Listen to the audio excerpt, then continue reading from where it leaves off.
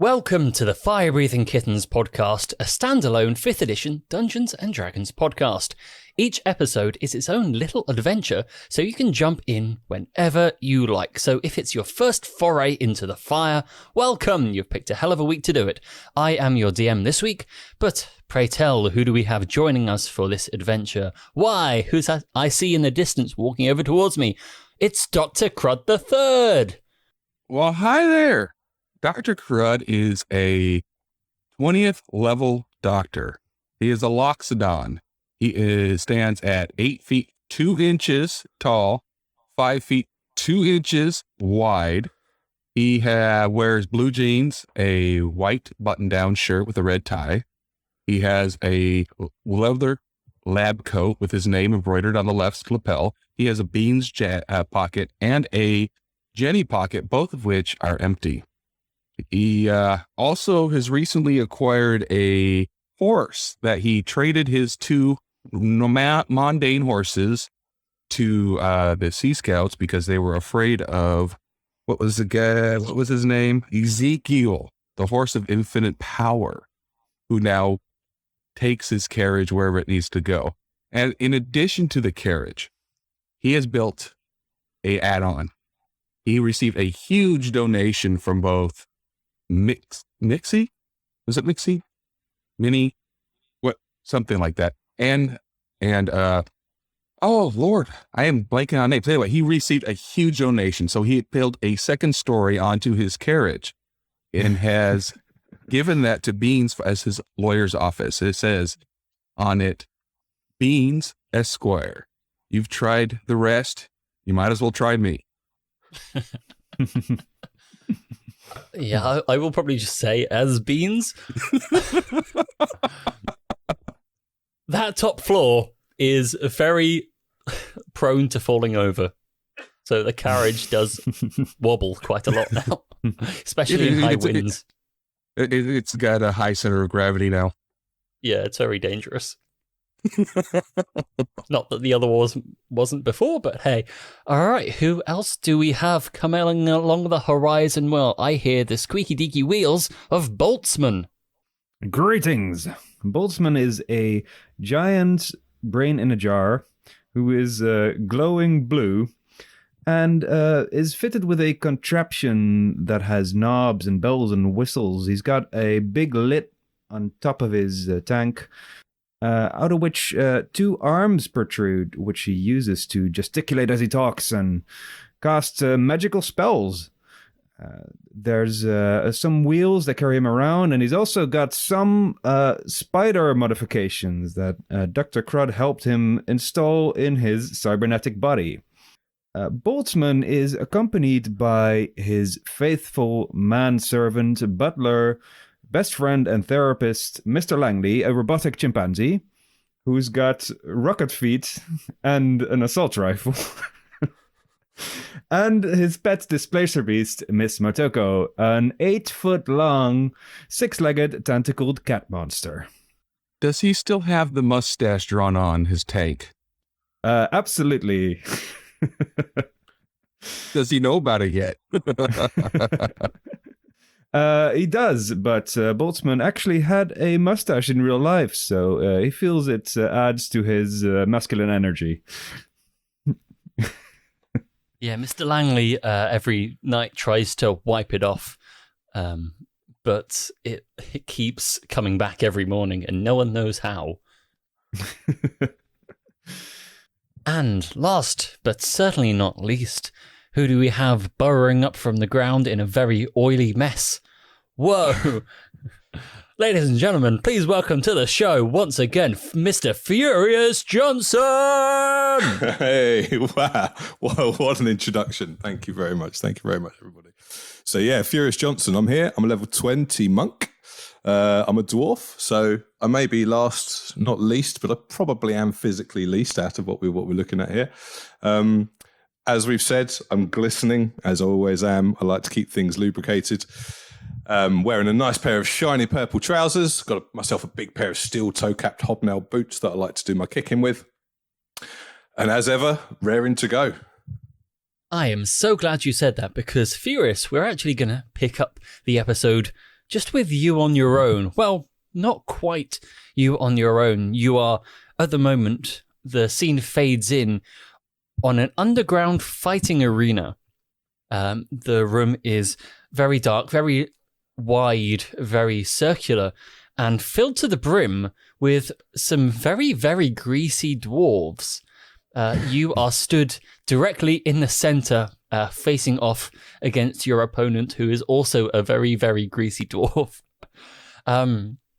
This particular fighting arena, you have entered to win the top prize, and this is the final match of the entire tournament, in fact. The top prize is a lifetime supply of McAllister's extra slippery sports oil. So, this is where we pick up with Furious Johnson.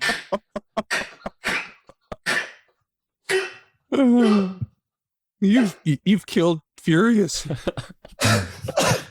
Come, mate, we're 10 seconds in. I already can't talk. That's an interesting shade of red he's turned. It's just the oil. Don't worry about it. Oh, okay. Wow. Well, I mean, it's a dream prize. As soon as Furious heard that was on the podium for first place, he could not wait to get down underground and get greasy with his dwarven brethren. Oh, absolutely. So yeah, he's excited to be in the final. Oh, absolutely. It's been a tough match. You've seen quite a lot of your own grease dwarf friends because you hang out. You've got like a little after. You've got a club you all like to hang out at, right? It's a community. It's absolutely a community. We like to keep in touch. Yeah, you've got to grease each other up as well because you can't reach that bit of your back, can you? Just certain places are just out of control. There's actually also there's more of us than you'd think. I mean, you tend to, maybe it's because we all look kind of similar. You don't realise quite how many greased up dwarfs there are running around the denzines of Nicomoy. But yeah, there's quite a few of us. Yeah, so this is where we pick up with Furious. So what we're going to do, Furious, just you and I quickly, is just have a quick tussle as greasy dwarf and brethren. You've been looking forward to this, haven't you? Oh, yeah. So what we're going to do is just 3 quick rounds. We're going to have just a combative skill challenge. Just you and me. Roll your attack, I think. And then you roll your attack. You see if you hit me, and then I'll roll to hit you. First one to 3 wins the lifetime supply of extra slippery sports oil. This is a dream, ladies and gentlemen. I'm actually nervous. My little dwarven heart is pumping. Okay. Furious, actually, we'll just start off. What is your AC? Just give me a number to beat, and then I'll give you my number to beat. AC 16. Okay, 16 for you, and then you will have to beat an 18. This is a slightly hencher dwarf than you are. Ooh. Just with your attack. Cheeky. So I roll a 17 to hit on my first. Oh, okay. So you're you swing out your leg for a quick roundhouse, but the dwarf ducks beneath your leg and you start spinning around, and this dwarf follows up but rolls a 15. So you're spinning too quickly. You duck your head out of the way. The momentum of my kick drags me round, and he drags me down and underneath his counterpunch. Yeah. Dangerous times. That is a 19 to hit. 19. Okay. What does this hit look like? This hit, so we're following round with the roundhouse, being a top agile and dexterous monk. Even though I missed my first shot, I'm able to follow around and come back again. So this is a 360-degree roundhouse kick, and it catches the guy in his left knee and just makes him buckle and falls down on one knee to the ground. Oof. But while down on the ground, he grabs some dirt from the floor, starts to play dirty, and throws some up into your face because we rolled a 19 to hit. So we're vicious. 1-1, ladies and gentlemen. This is a top class, and there are commentators off to the side, by the way, they've also been trying to keep up with the day's event. So they're like shouting and going crazy, and they're like, oh, this is some of the best dwarf wrestling we've ever seen in these parts. I am so covered in oil. It is so hot and sweaty down here, but I'm loving every second of it. It's almost too exciting. And we've got a 6. Oh, a 6 with your modifiers. Yeah, no. Well, nat 1 plus a plus 5. Oh, okay. That You've got more than a plus 5 to your attacks. What's that? You've got more than a plus 5 to your attacks. You're a level 20 monk. Dexterity modifier plus 5, no? Plus your proficiency. That's plus 11 in total. Where's my proficiency? Yeah, it's a plus 6. So you've got a plus 11 to attack. Oh, I'm such an idiot. I need to play more of these games, man, to get my rules up again. Yeah, no. So I've been counting plus 5 for every attack there, when actually it's a plus 11 in the. Okay, so that first hit actually did happen. So we'll retcon it a little bit, and that particular punch, while it seemed like it didn't do anything, actually clipped your opponent dwarf's ear, and it's only taken effect now after taking a couple of steps, because it's like such a high level move that after throwing the dirt in your eye, you've like fallen backwards, almost blinded, but this dwarf has like suddenly clutched his hand to his ear and go, ah! So it's excellent. So painful. A little trickle of blood going down the side of his face as I've burst his eardrum. Yeah. And lost all his balance. So we're on 2-1. However, this dwarf does look fairly angry, and we've rolled a 25 to hit. Ouch. So that's a definite connect. So this dwarf, like, well, bellowing in pain, like dives on the ground towards you and starts, like, comes down with a, I'm not really sure of wrestling moves, so I'm going to guess pile driver. Just slams his elbow into you, knocks the wind out of you, and you're lying, gasping on the floor, and the score is 2-2. Next hit wins. Let's have something special. Come on, the dice. 19, that's a 30.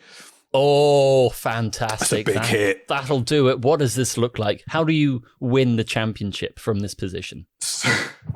So with me scraping the dust out of my eyes, winded from the elbow to the solar plexus, but my opponent is also rolling around screaming in agony as his burst eardrum is bleeding out the side of his head. I take my chance, jump on top of him, grab his head in both hands and just slam it into the back of the ground and watch him go spark out unconscious in an instant. And the crowd, will you believe it, goes absolutely bananas. They're screaming from everywhere. You are piled on top of by at least, hang on a second, 16 very greasy dwarves. Were you working out the tiering system of the? Yeah, I just rolled a d20. Okay. This is possibly the biggest, greasiest dwarven mess that Furious Johnson has ever been part of, and he is both shocked and overwhelmed by his victory, but also feels slightly what's the word I'm looking for? Oh. I'd say you're like thrilled and a bit overwhelmed, maybe. Thrilled, overwhelmed, and a tiny bit violated. Well, it's the best situation for Furious then, isn't it? Hey, he's loving it. It's great. He's loving it. As the dog pile starts to slide off one another, because it's very hot and greasy, that it's not going to stay there for too long. The event organizers lift you up and lead you over to the podium, put a medal over your shoulders, hold your arms up to your adoring crowd, and they whip sheets off 2 enormous vats of sports oil, which to any normal dwarf should last a lifetime. But to you reckon you can probably get through it in about 15 years. You may just have to come back. I will be back in 15 years for round number 2 once this stuff finally runs out. But it's wonderful. Now I just need to have some way of holding it. However, we can worry about that later. you see, as you're standing there with your arms held up in triumph, a single lone figure making their way through the crowd. And as they get to the front, you see that this is a robotic monkey, and they hold out to you a shining black flat stone. Interesting. Mr. Langley? Do I recognise you? Yes, this does certainly appear to be Mr. Langley, Boltzmann's stalwart robotic monkey manservant. So Furious Johnson reaches out to grab a quick towel that's just to the side because, again, he is super duper greasy. Oh, yeah. But he's interested in what this little black object is on the tray in front of him. Picks it up and has a much, much closer look. Once your hand touches it, the black stone glows blue, and a voice rings out in Boltzmann's voice, in fact, which says, Furious, my friend, I need to see you at my residence immediately. It is of the utmost importance, so towel yourself up and get here immediately. So on that note, Furious turns around to his dwarven brethren, waves his hand, says, "Thank you, boys and girls.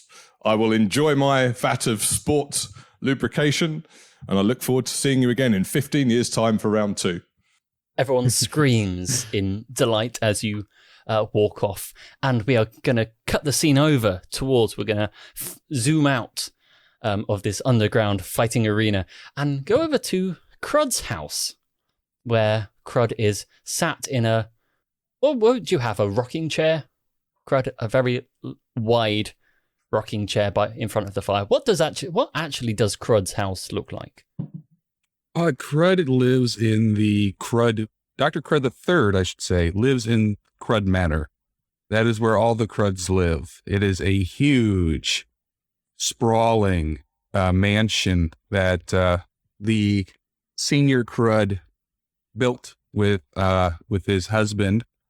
And so, yeah, that's where all the Cruds live. So it is at least 30 rooms. Okay, good. Pretty enormous then. Crud, you are sat in a rocking chair in front of the fire. On the carpet in front of you is both Jenny and Beans. Jenny seems to be drawing something on some parchment, and Beans is filling out some sort of form, and those two are kind of like whispering together, and Beans occasionally shows Jenny what he's writing, but you can't quite hear what they're whispering at the moment. Even with these big old ears? Even with those big old ears, yeah. Because remember, Jenny also has some big old ears, and she's kind of like occasionally just moving some of her big old ears in the way to try and block some of the sound. It doesn't always work, but you know, you get the idea that they're trying to not quite hide something from you, but they're trying to prepare something. Yeah, well, now that Jenny is a moody teenager, it's not surprising at all. Well, no, of course not. However, at that moment, there is a knock at the door, and Beans gets up to go and answer it. So he leaves the room and wanders down however many flights of stairs you're currently up, or however many rooms you've got to go through in this entire mansion to get to the front door. While he's gone, though, Jenny will look up from her drawing and just wander over to sit next to you. And she says, Mother, I have something to tell you. And I didn't really want Beans to be here to say this. I mean, he already knows we've been working on it together. But, after everything with, what happened before with, the Time Dragon and me running away, and this all happened, listeners, in the episode Out of Time from a couple of weeks ago. Do you want to jog up on your knowledge? Jenny is now a teenager. She's like, so I've been thinking about what I want to do for, my future, and I want to join the Fire-Breathing Kittens. I want to be part of your guild. And that's why I want to apply to adventuring school here in Nicomoy. So that's what we've been working on. Me and Beans, we've been filling out the forms, and I actually have an interview next week. Dr. Crud puts down the worm poncho that he's making for Beans and looks at her, thinks for a second, puts his arms around her and says, "Oh, Jenny, I'm so proud of you." Oh, really? I wasn't expecting this. I thought I'd have to convince you or, try and, but thank you. I'm just so happy that you've changed your mind to let me go. What? You're just joining the guild. You're not going anywhere. You're staying here where I can keep an eye on you by joining the guild. I mean, that's it. We're working together. It's both the best of both worlds. Yeah. That's kind of why I do want a bit of advice from you and have some. Well, this is what I've been working on, and she picks up the piece of paper from the fire, and she shows you a quite crude drawing, but you get the idea that it seems to be some sort of leather tabard. So it's something just to go over her front for some armored defense kind of dealo. Even though she is kind of basically half dragon, there are some, you don't have quite as many scales on your belly, so it's quite not super defended on that area. So she's just figured out a little defensive leather portion to go over that, and what she's drawn on that is an elephant tusk in the middle, with two snakes entwining it around the edge. So it's very much like your kind of medical doctory symbols, but with an elephant tusk in the middle. And she's like, "So this is what I want to wear when I go out adventuring, because as you know very well for yourself, you end up going almost all over the world, or all over the country. You're off for weeks at a time, and I just want that, wherever I go and however long I'm away, that I just want to spend, I just want to be able to, remember you and take you with me wherever I can." Well, that's awful sweet, but don't you think that's a bit revealing? You want to maybe, use more material? Oh, well, I mean, this isn't quite to scale. This is just a design thing. We'll figure out the actual fitting a bit later. But as you can see, there's a little space at the bottom, and if it's okay with you, I just want a couple of words of advice from you that I can just get inscribed on the bottom. So every time I look at it, I can remember my brave mother and how he taught me to be strong and brave and kind, and to never sit back when I see something wrong with the world. Couple of words. Don't fuck up. Okay. Thanks, Mother. I'm sure that the other kids will be thrilled when they all read this. But yeah, I just want, because I've got my interview next week, and you know how things move pretty quickly. I could start adventuring maybe with the guilds, I don't know, in the next couple of weeks, maybe, who knows.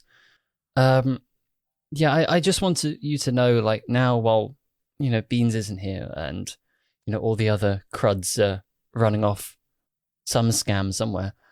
I just want you to know that, wherever I go in the world, and whatever sights I see, Mother, this Nicomoy and you will always be my home. You will always be my mother, and I will always love you. I will always love you too. And our telepathic bond.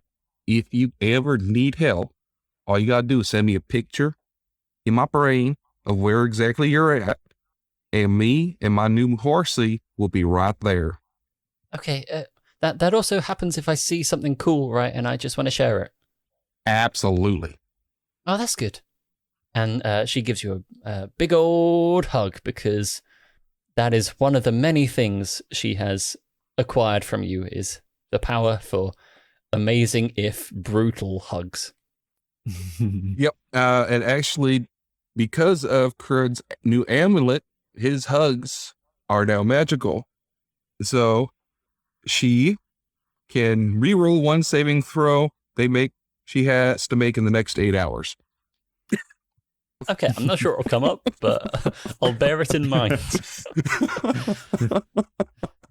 At that moment, Beans wanders back into the room, holding a black stone, a circle, once again that we've seen earlier, and was like, so there was this weird, like, monkey butler. I think it was one of Boltzmann's things, just gave me this and said nothing else and just wandered off. So it was kind of awkward, but I think it was for you. I tried scratching it. It didn't like it. It shocked me. Oh, it did? Yeah, that's probably Yeah. Boltzmann. He's probably still looking for revenge, but we'll see. Well, do you want it? Yeah, sure, I'll take it. Here, let me give you your new poncho. I just put in the worm pocket. Ooh, yay. Yeah. You remember that worm I killed not do. too long ago? Yeah, this the is little made one. out of it. Well, no, Is the this one the I worm killed, anus? the big one. Yeah, so I the grabbed the big one. anus out of it. And I made this poncho for you. I mean, it's hard not to see that as like a passive-aggressive kind of thing, isn't it?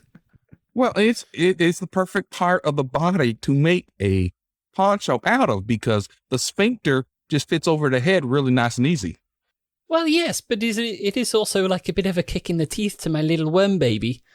Now, I made this so you can identify with the worm baby more, so she'll imprint on you because without the fur, with all your fur, it's hard for a worm to imprint. But now that you're going to have a skin, it'll be easier. They'll sniff the little worm anus and go, "Oh, this is just like me." Jenny looks over and is like, "Is that what you did to me?" No, your pocket was made out of leather. Okay. Beans is like, I mean, Beans trusts you, so he's like, okay. And you're sure they're not going to laugh at me because I'm wearing worm butts? I can't speak for everybody, but I will never laugh at you. Okay, but... And just don't tell them it's a worm anus. Oh, don't tell them. I've never thought of that before. Look, I put this little pocket in there for the worm. Your Ooh, little worm. That is little worm pocket. That'll be very handy. Thank you, Crud. You're welcome. All right, let's take a look at the stone. The stone, when you take it from Beans, lights up blue once again, and Boltzmann's voice once again rings out. That says, "Crud, my dear fellow, I have an urgent matter at my home."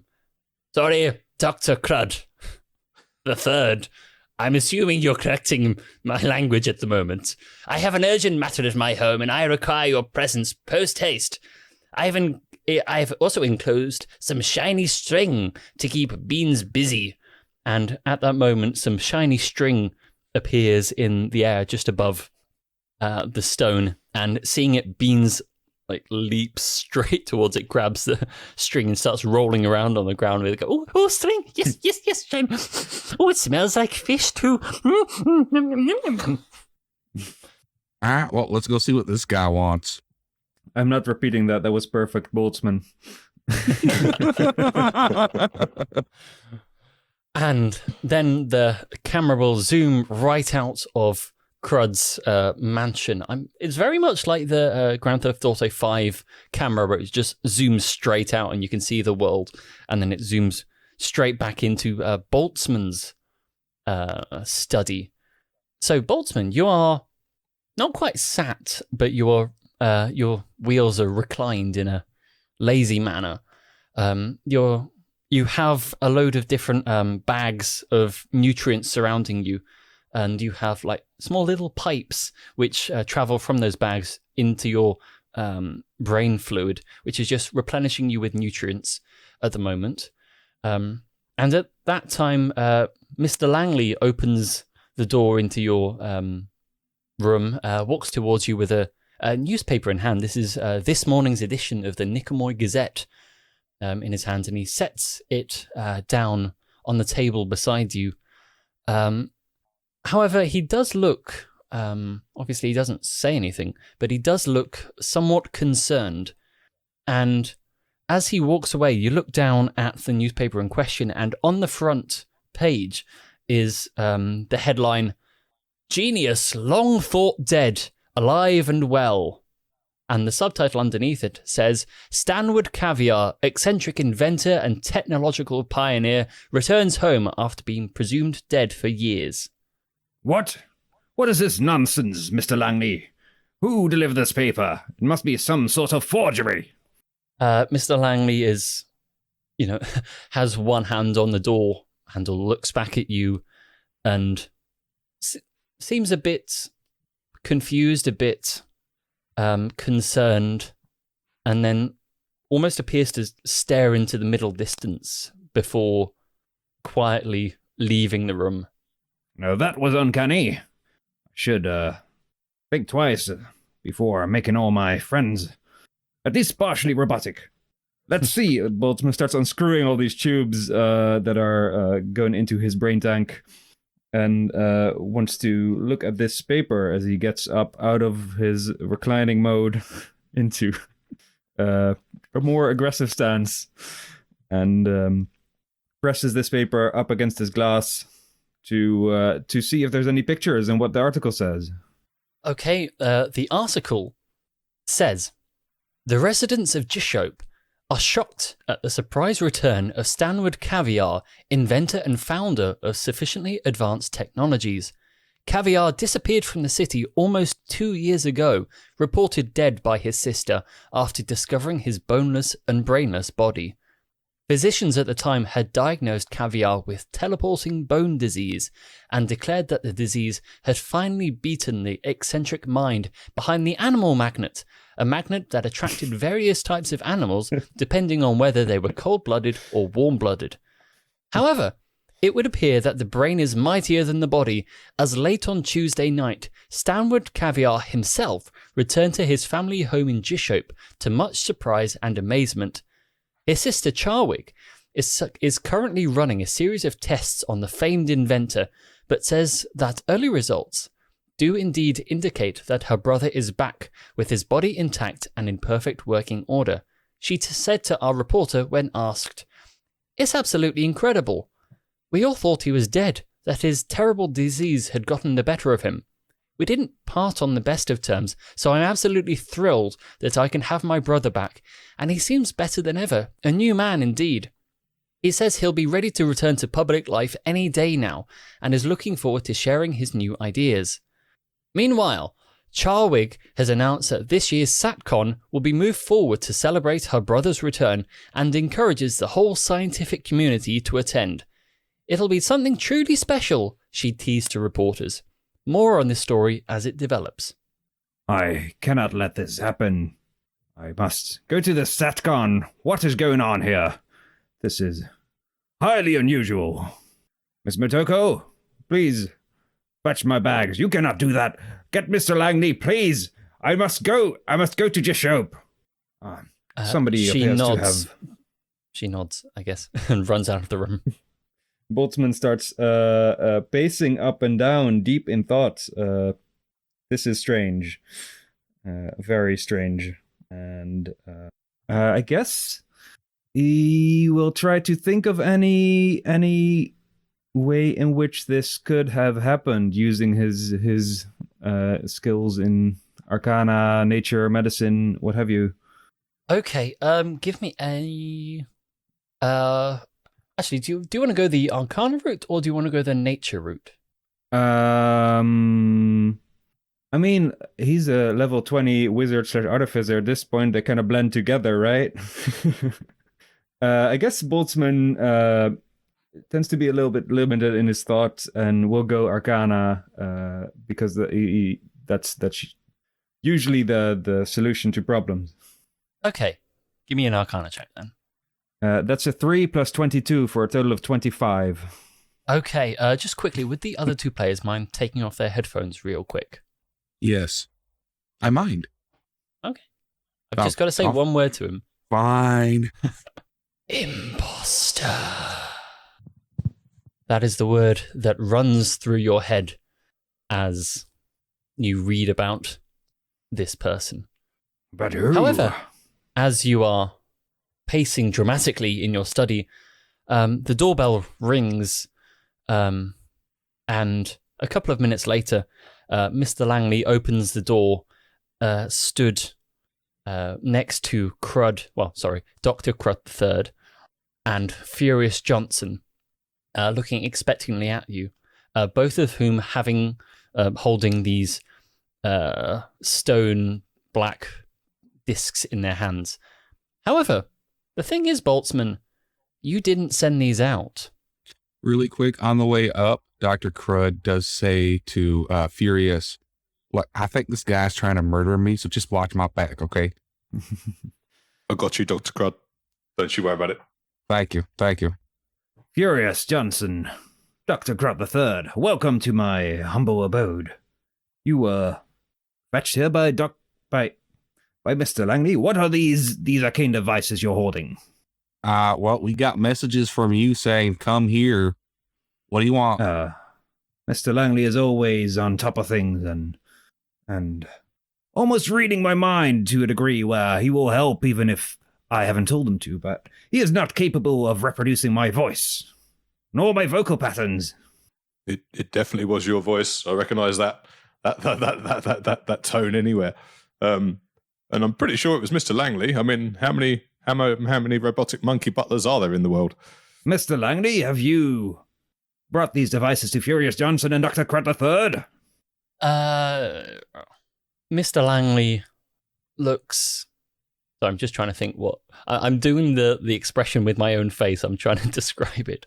Mr. Langley furrows his mechanical brow and looks deep in thought before, once again, while shaking his head rather dejectedly before leaving the room.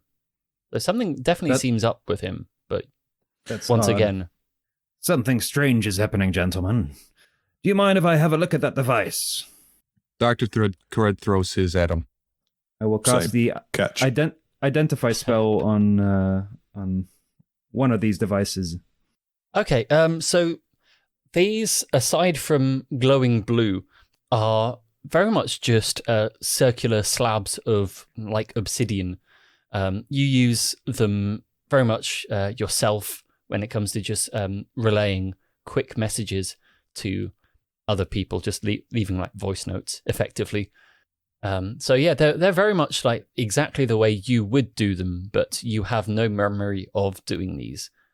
Gentlemen, something strange is going on. I can think of two main possibilities. The first being, I have sent you messages and then erased my own memory for some reason that I did not want myself to know.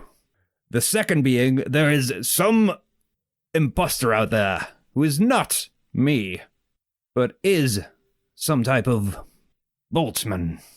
Gentlemen. You mean there's two brains in jars walking around this place? It's very possible, but the second brain might not be in a jar. And Boltzmann grabs the newspaper and holds it up. Is there a picture? Yeah, there is a picture. It's not a recent picture, because Stan McCaviar has only just returned to Gishope. It's an old photo of him shaking hands with, let's say the mayor of Gishope, holding up some new technology that's just been developed which will help the sewers run more efficiently, let's say. Read this article, Dr. Crud. Dr. Crud looks at the newspaper. Oh, the Necromancers won 3-2 last night. That's really cool.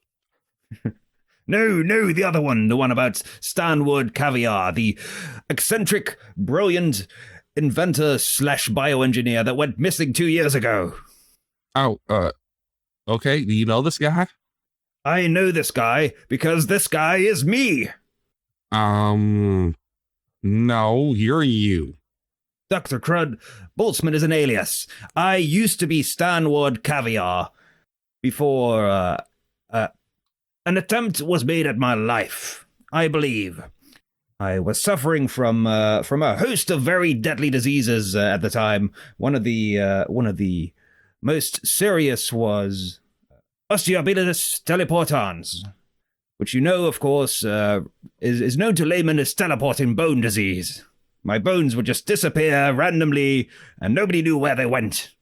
I was impaired in bed, and an assassin charged into my room and tried to murder me, swinging a knife around. So I did what any wise man would do, and I activated a hidden device that teleported my very brain out of its body into a glass tank I had prepared for just such an occasion.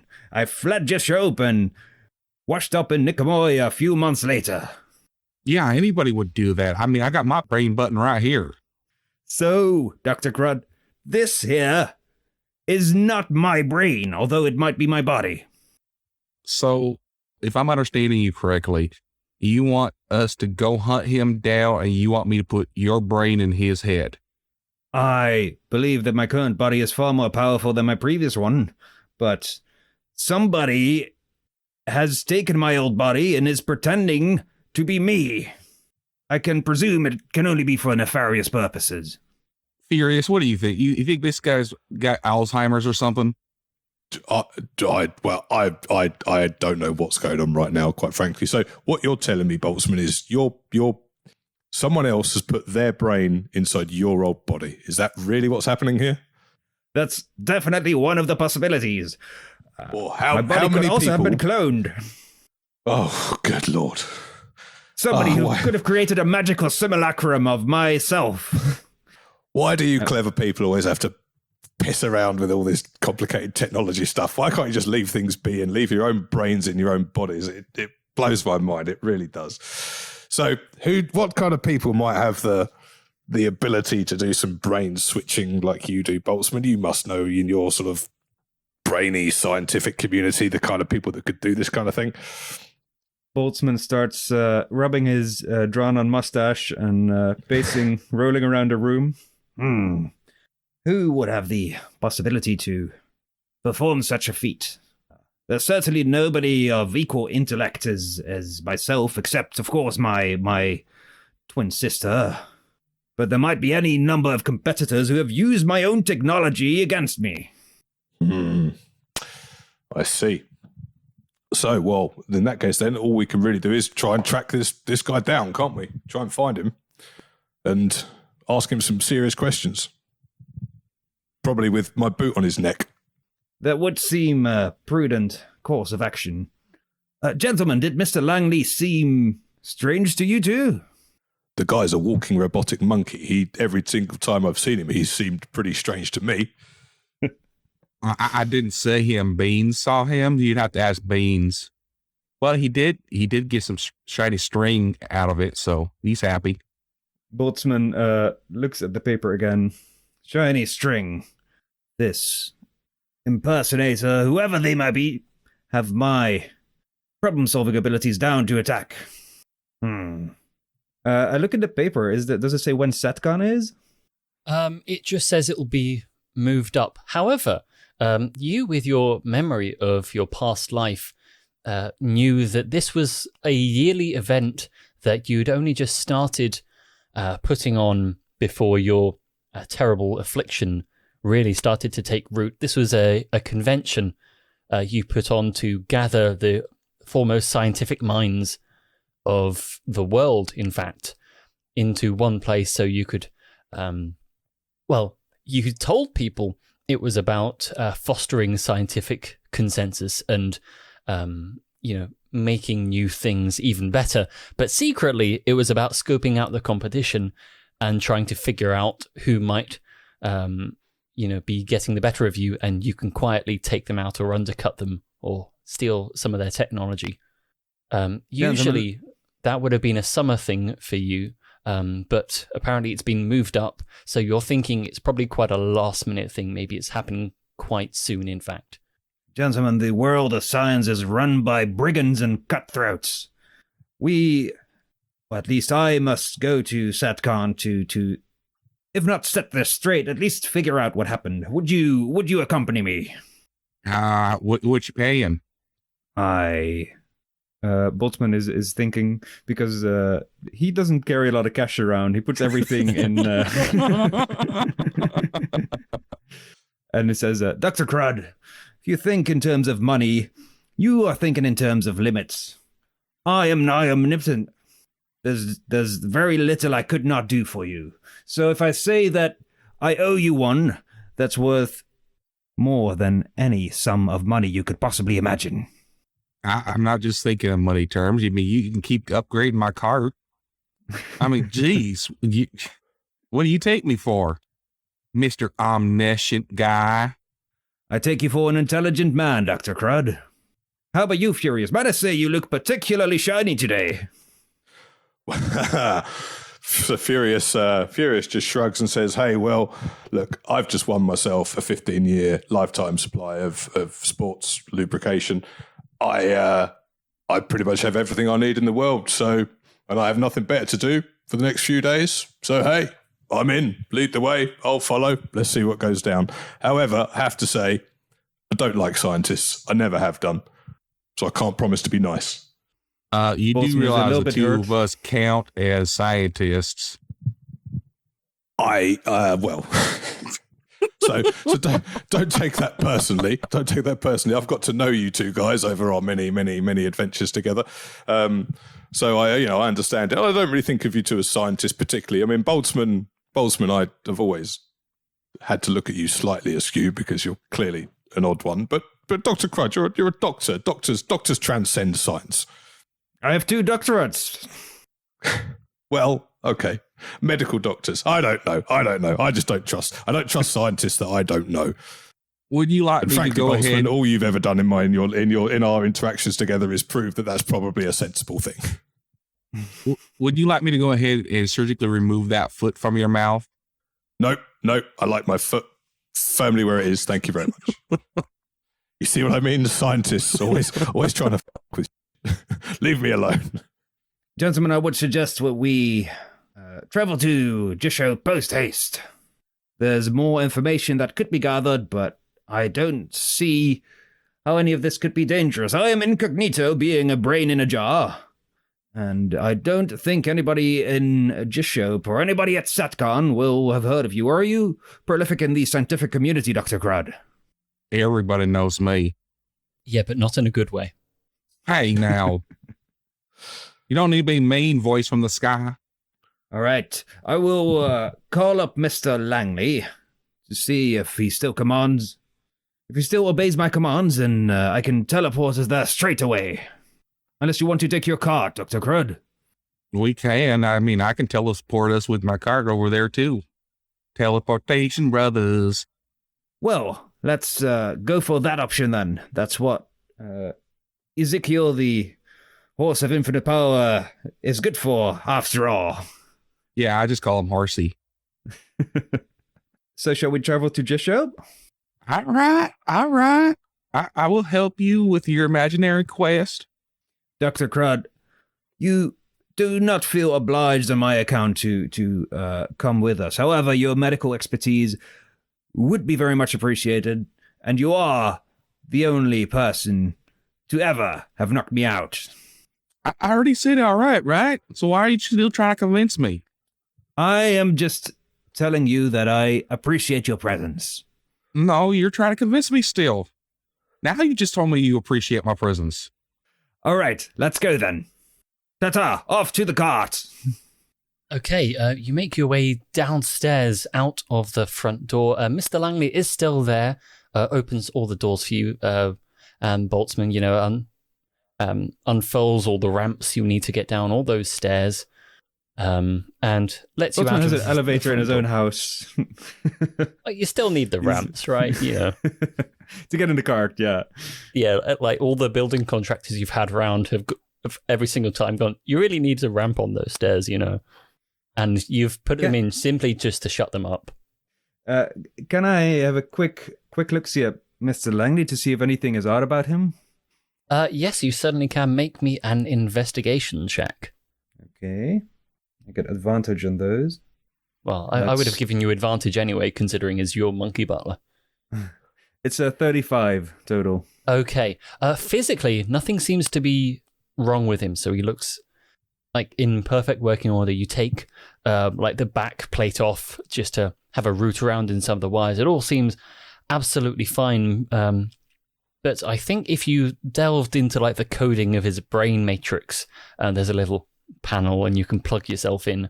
There does seem to be something like new in there. You can't quite put your spider legs on it, but there seems to be some like new subroutine that's started to take place. Certainly something that you've never programmed in, but doesn't seem to have been placed there. It's almost like it's started to develop naturally. I will definitely still take Mr. Langley along because I'm very curious about what this is, and I'm looking forward to when it starts doing more than just be there.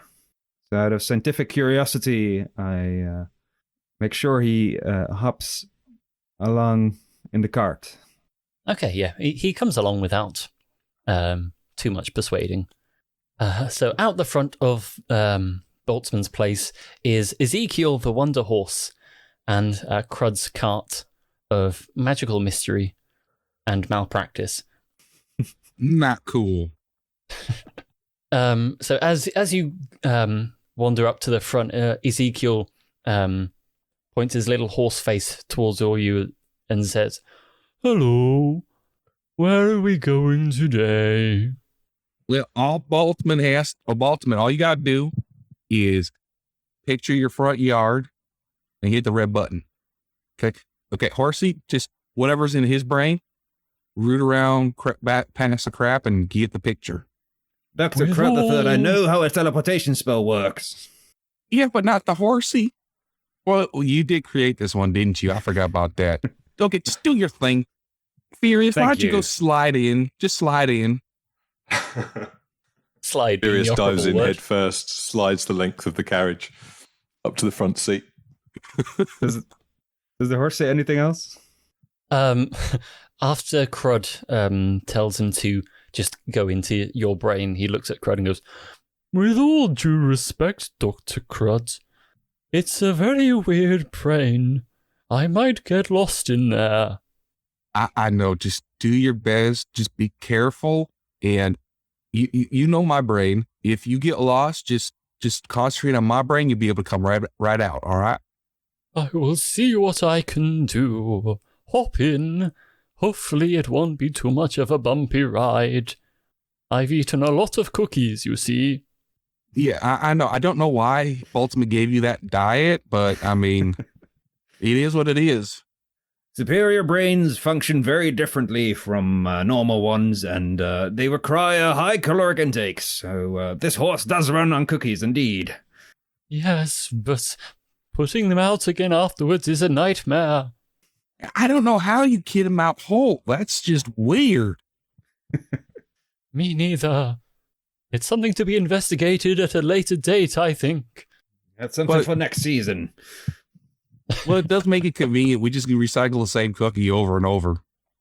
That's disgusting. It's okay. They're tasty. All right, then. Here! Okay, so just roll me through. I'm just reaching over to grab my D10s because I don't use them much. So just remind me about the rules of teleportation. Also remind the listeners because they might not be au fait with... Because I've got to roll a D100 just to see how close you get. Yes, I have an actual D100 I can roll. No, it's okay. I managed to find mine.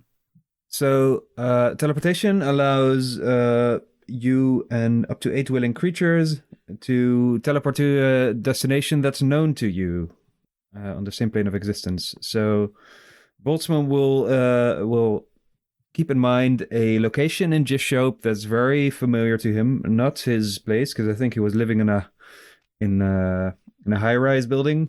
So you don't want to. You don't want to appear in your bedroom? I believe it would be better to keep a bit of a low profile and not appear with a horse and a 2-story free medical clinic in a luxury apartment.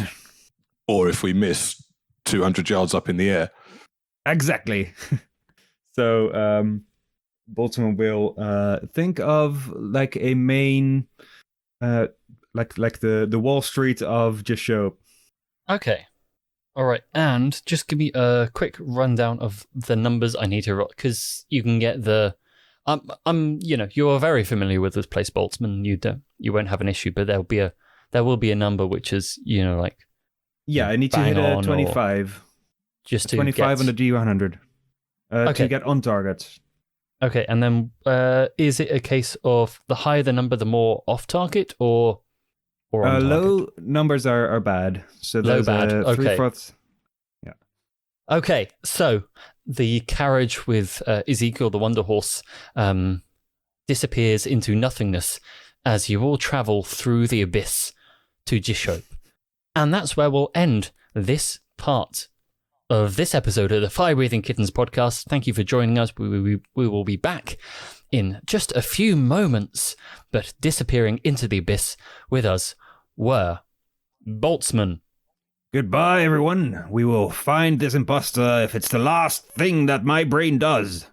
It might be. Furious Johnson. Well, this is my first time in the abyss, and it's pretty exciting. I just hope we come out the other side.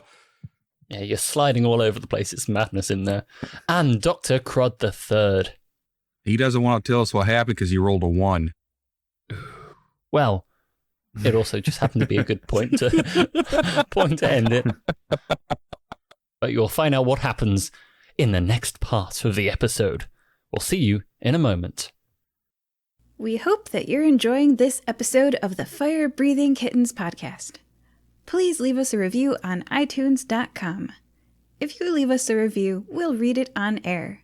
It's fun listening to the words of your review get read by the characters you know and love. So go to iTunes.com and leave us a review today. Welcome back to the Fire Breathing Kittens podcast. This is part 2.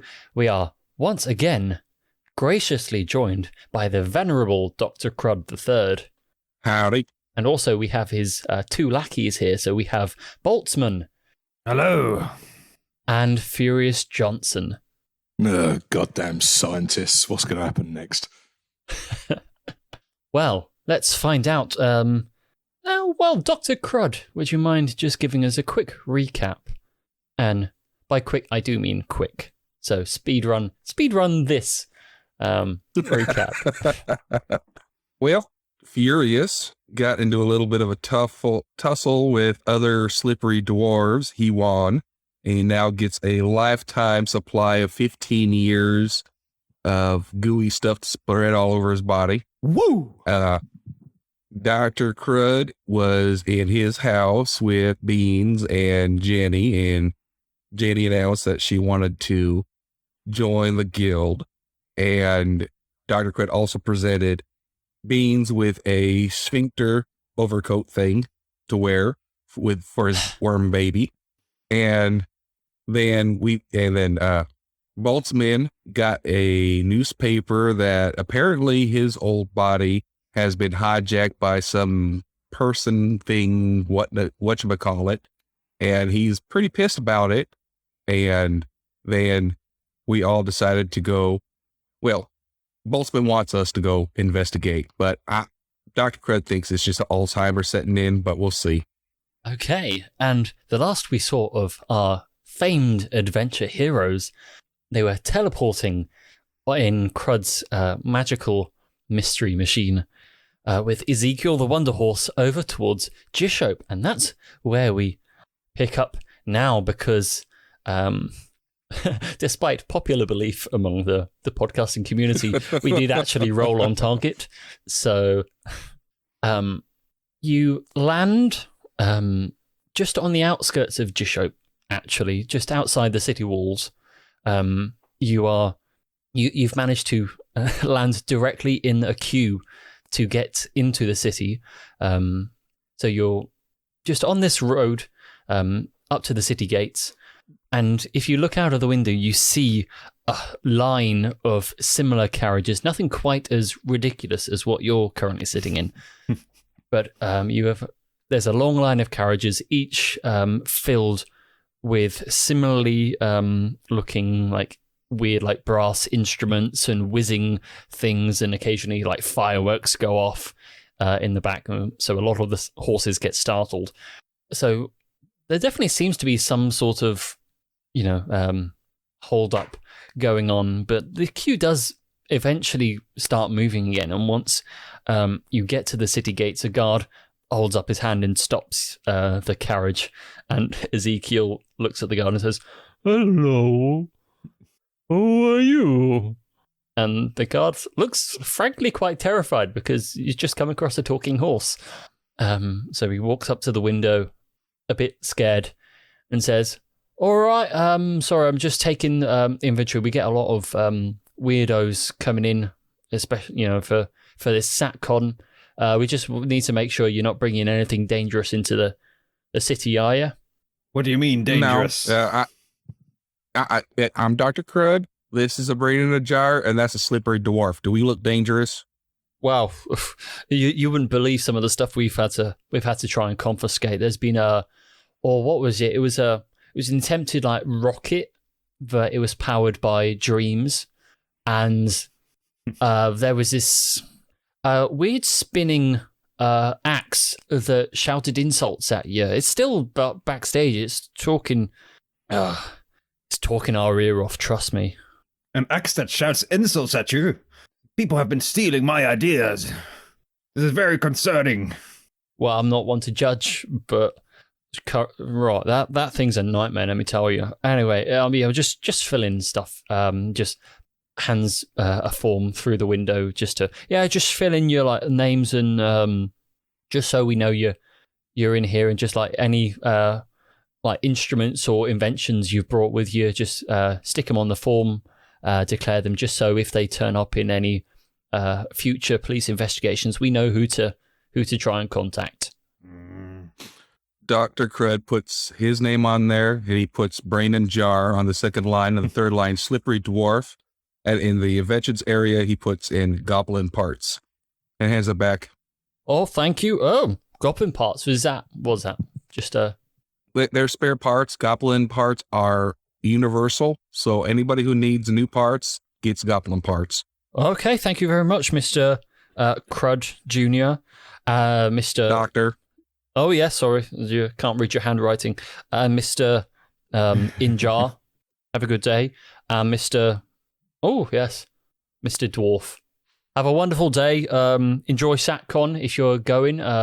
So what I've been told by a lot of the other people around here, if you didn't know, is that there's some sort of competition going on over at SatCon where I'm not even sure what the prize is, but everyone's been really excited about it. But yeah, there's some competition for whoever brings the best new technology. So definitely sounds interesting, and I'm staying away from it personally. There's going to be a lot of weird noises, I think. Boltzmann has been biting his phantom tongue, letting Dr. Crud handle the paperwork since he has learned his lesson. I think if Dr. Boltzmann was going to fill out a list of all the inventions that he had on him, we'd probably still be here this time next week. So yeah, probably better that way. Yes, but at the mention of this contest, he pipes up and says, "What? There's a contest at SatCon? This is new." And turns to Furious and Dr. Crud and says, "We must win this contest. Quickly, think of the best idea you can."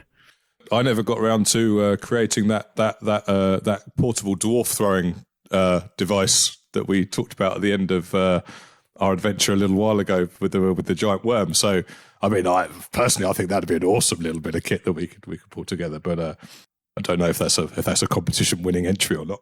A portable dwarf throwing device is certainly interesting, but I can construct one for you in a jiffy, Furious, but I'm not sure if it will win the competition indeed. Shouldn't we think bigger? Something reality-altering? Well, we can think on that when we're past the gate. We don't need to take up this gentleman's time anymore. Yes. Tell me everything you know. It doesn't seem like... Where do we find more information about this contest? Well, just follow the queue. I think everyone's going. It's down by the dock, so they've taken over this old disused railway station. for the whole event, so I'm sure you'll find it. It's not going to be tricky, trust me. Indeed. Ezekiel, here! I teleport to the ducks. On my way, sir.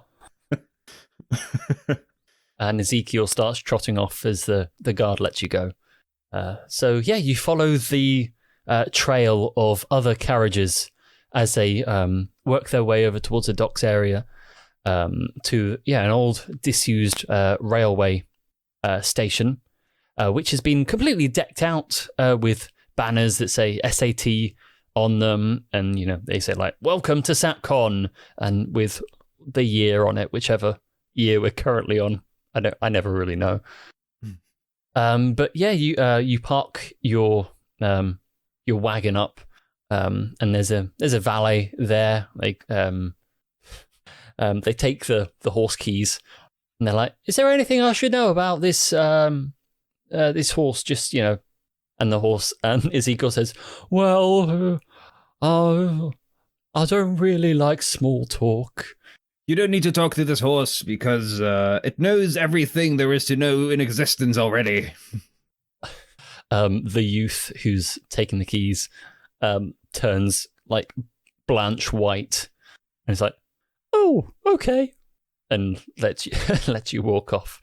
In the distance, Boltzmann, you can see like the tower that you remember you used to live in, and you look wistfully at it, and also slightly grudgingly.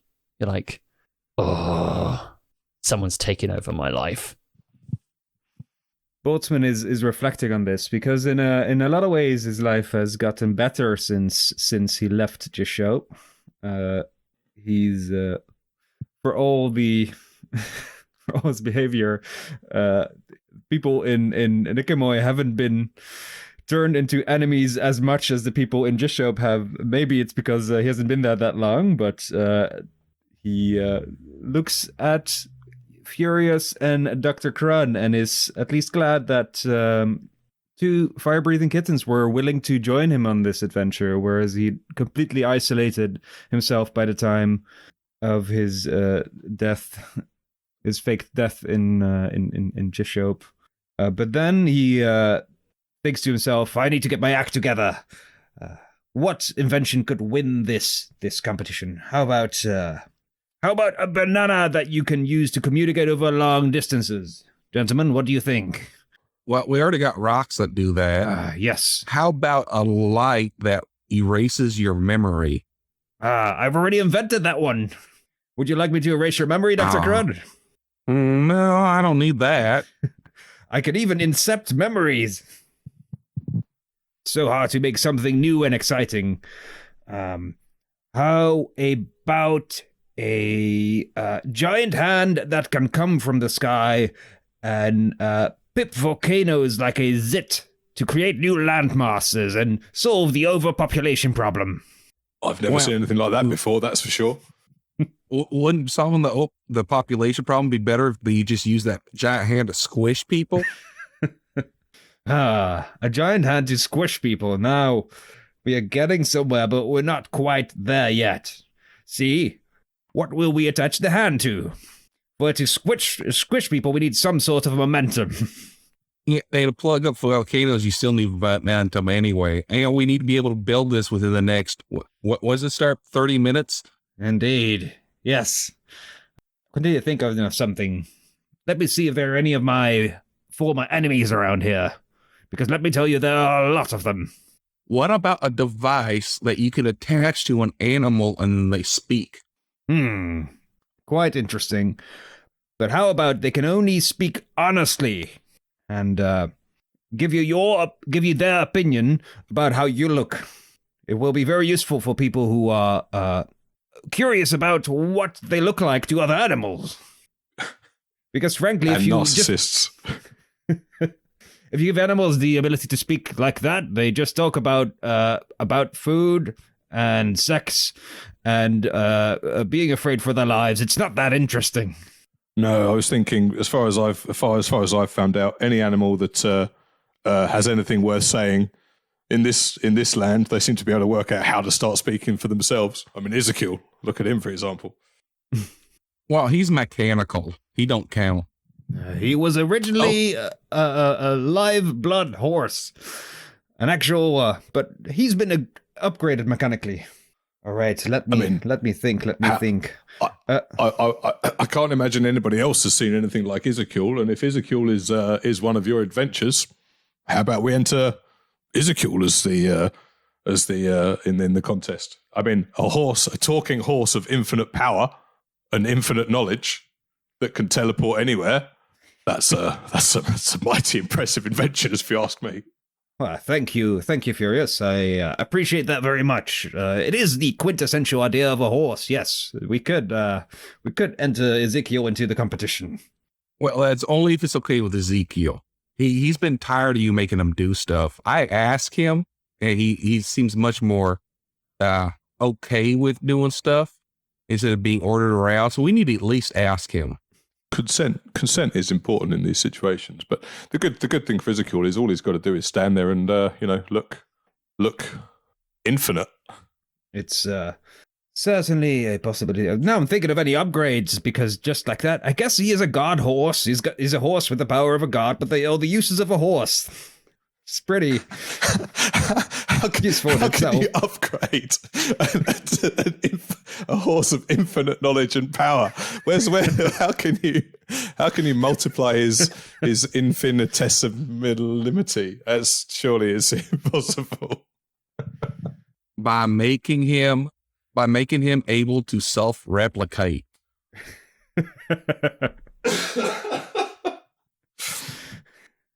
This sounds like the kind of way I always imagined the apocalypse would begin. Yes, indeed. I will outfit him with the ability to reproduce asexually just by eating a small amount of cookies. Well, just the same cookie over and over. And how about this? Indeed, because there's a time aspect. Every time that he reproduces, the new horse that comes out has doubled in power, because infinity cannot be exceeded, but it can be doubled. The DM looks a little bit tired. What's going on at this fair, DM? Okay, so keeping Ezekiel in the back of your minds for the time being, you can definitely go and grab him whenever you want. You go through the front doors of this old disused train station, but it has been completely transformed for SATCON, which of course stands for Sufficiently Advanced Technologies Convention. Every wall is lined with like banners which advertise SATCON and like certain commercial partners, so with like jewelers in Gishope and like transport companies and occasional mafia related goings on, you know. So some of them, like in Kifasti, have started to like advertise for some reason. Who really knows? But tables line the entire space with people having their own like certain booths. It's very much like going to like Comic-Con or something, but everything is like making like weird noises or lighting up, or there are certain flashes and bangs coming off from certain directions, and it smells, especially to you, Crud, very, very confusing. There's a lot going on there. At the top end, you do see a stage with a podium on, like right at the front of that, with once again banners welcoming everyone to SATCON. No one's standing at there at the moment, but there is an announcement that happens pretty much as soon as you like narratively conveniently enter the convention area, which says, "Keynote speech will begin in 10 minutes. Repeat, keynote speech by the Caviars will begin in 10 minutes' time." These are not true caviars, or I'm not the true caviar. Either is true, but it needs to be sorted out. All right, so we got 10 minutes until they get on stage. Do you want to try to go backstage, see if we can intercept them and maybe, you know, figure out what's going on, maybe you could take over Yes. if you are the real Caviar. Yes, indeed. Let's do that. Let's go backstage and see what's going on there. Okay, you start making your way through the convention space. It is very, very busy, in fact. Furious, you have absolutely no trouble getting through the crowds. You're a very greasy dwarf. You can just slide on through. Crud, however, you have a bit more of an issue. Make me let's say an athletics check, just to get through the crowd. Boltzmann can follow in your wake. Oh, absolutely. I'd love to. Okay, that is going to be a 16 plus 15. So that's a 31. 31. Wonderful. Well, no one else there is quite as tall or wide as you are, so I think everyone's trying to like defend their own like invention. So they're like, they see a big elephant coming their direction, they're going to be like, I'm going to try and stay away from this person. However, Boltzmann, as you follow Crud through the crowd, you're scanning like every single booth you come across, and you definitely start to see a lot of the inventions you've had like notes for in the back of your in your brain. You're like, I swear I thought of that, or like I definitely remember writing that down 4.5 years ago on the 8th of May at 12:47 precisely. Gentlemen, I will have you know that I was the one to start this very convention, but I did not expect it to continue after my death. I want to have a legacy which honors me. It seems that things have continued here as if I never left at all. It seems as if my brain was left behind here, but also traveled to Nicomoy. So maybe you're not the real Caviar. I am sure that I am a real giant brain with all the memories of Stanwood Caviar, but I also know that it's easy to implant my own memories. I do it all the time. If I want to go on a vacation, I just cast a modify memory spell on myself, and I add in a nice long 2 weeks on a tropical island. So could it be possible that you've screwed with your brain so much that you don't know what the hell's going on with you? Dr. Crud, anything is possible. The question is, what is real? Let's go backstage and find out. Perhaps there's a copy of my brain somewhere back there. Perhaps I'm the copy of this brain. In which case, I must say that I've far surpassed whatever I was before. I dare say I must be one of the most intelligent creatures in the multiverse by now. And I don't think anybody will be able to outsmart me. So let's go back there and engage in a battle of wits. All right? Let's disguise ourselves. Does that sound good? Sure. Well, I'm going to disguise myself as a small, greasy dwarf. And I'm disguised as a big elephant. You're disguised as a brain in the jar. I mean, everybody's already seen this. If we throw on a disguise now, it's going to be kind of like, we already saw you. To get backstage, though. But I agree. I think our appearances are impressive enough. Let's just wing it. And I head to the area maybe of the if you stage. rub off that moustache, then people won't recognise you anymore. What moustache? Or in fact, here, come here. Let me just draw a beard on underneath it. There you are. You're a completely different brain in the jar. Thank you, Furious. Shall we go ahead? Let's go Oh, backstage. I haven't stopped. The momentum of an 8-foot oxodon is Yeah, a little, it's difficult to contend with. You continue making your way towards the front of the convention area where the stage is. As you get there, though, wanting to go backstage, there is everyone is also starting to make their way over as the keynote speech is about to start, and a hush comes along the crowd as you start to try and sidle your way over towards what you can see is the backstage area. But just before you can get there, a woman walks out from that area onto the stage to rapturous applause from the onlookers. And Boltzmann, you recognize this person as your sister. So she is I wouldn't dare take ownership of this. So would you like to describe what your sister looks like? Chalwick Caviar is a 65-year-old lady who looks very stately, tall. She's got glasses, hair in a bun, and a pantsuit that fits her very well. Okay, yeah. She walks out, Charwick. She walks out onto the stage. Everyone's clapping and cheering.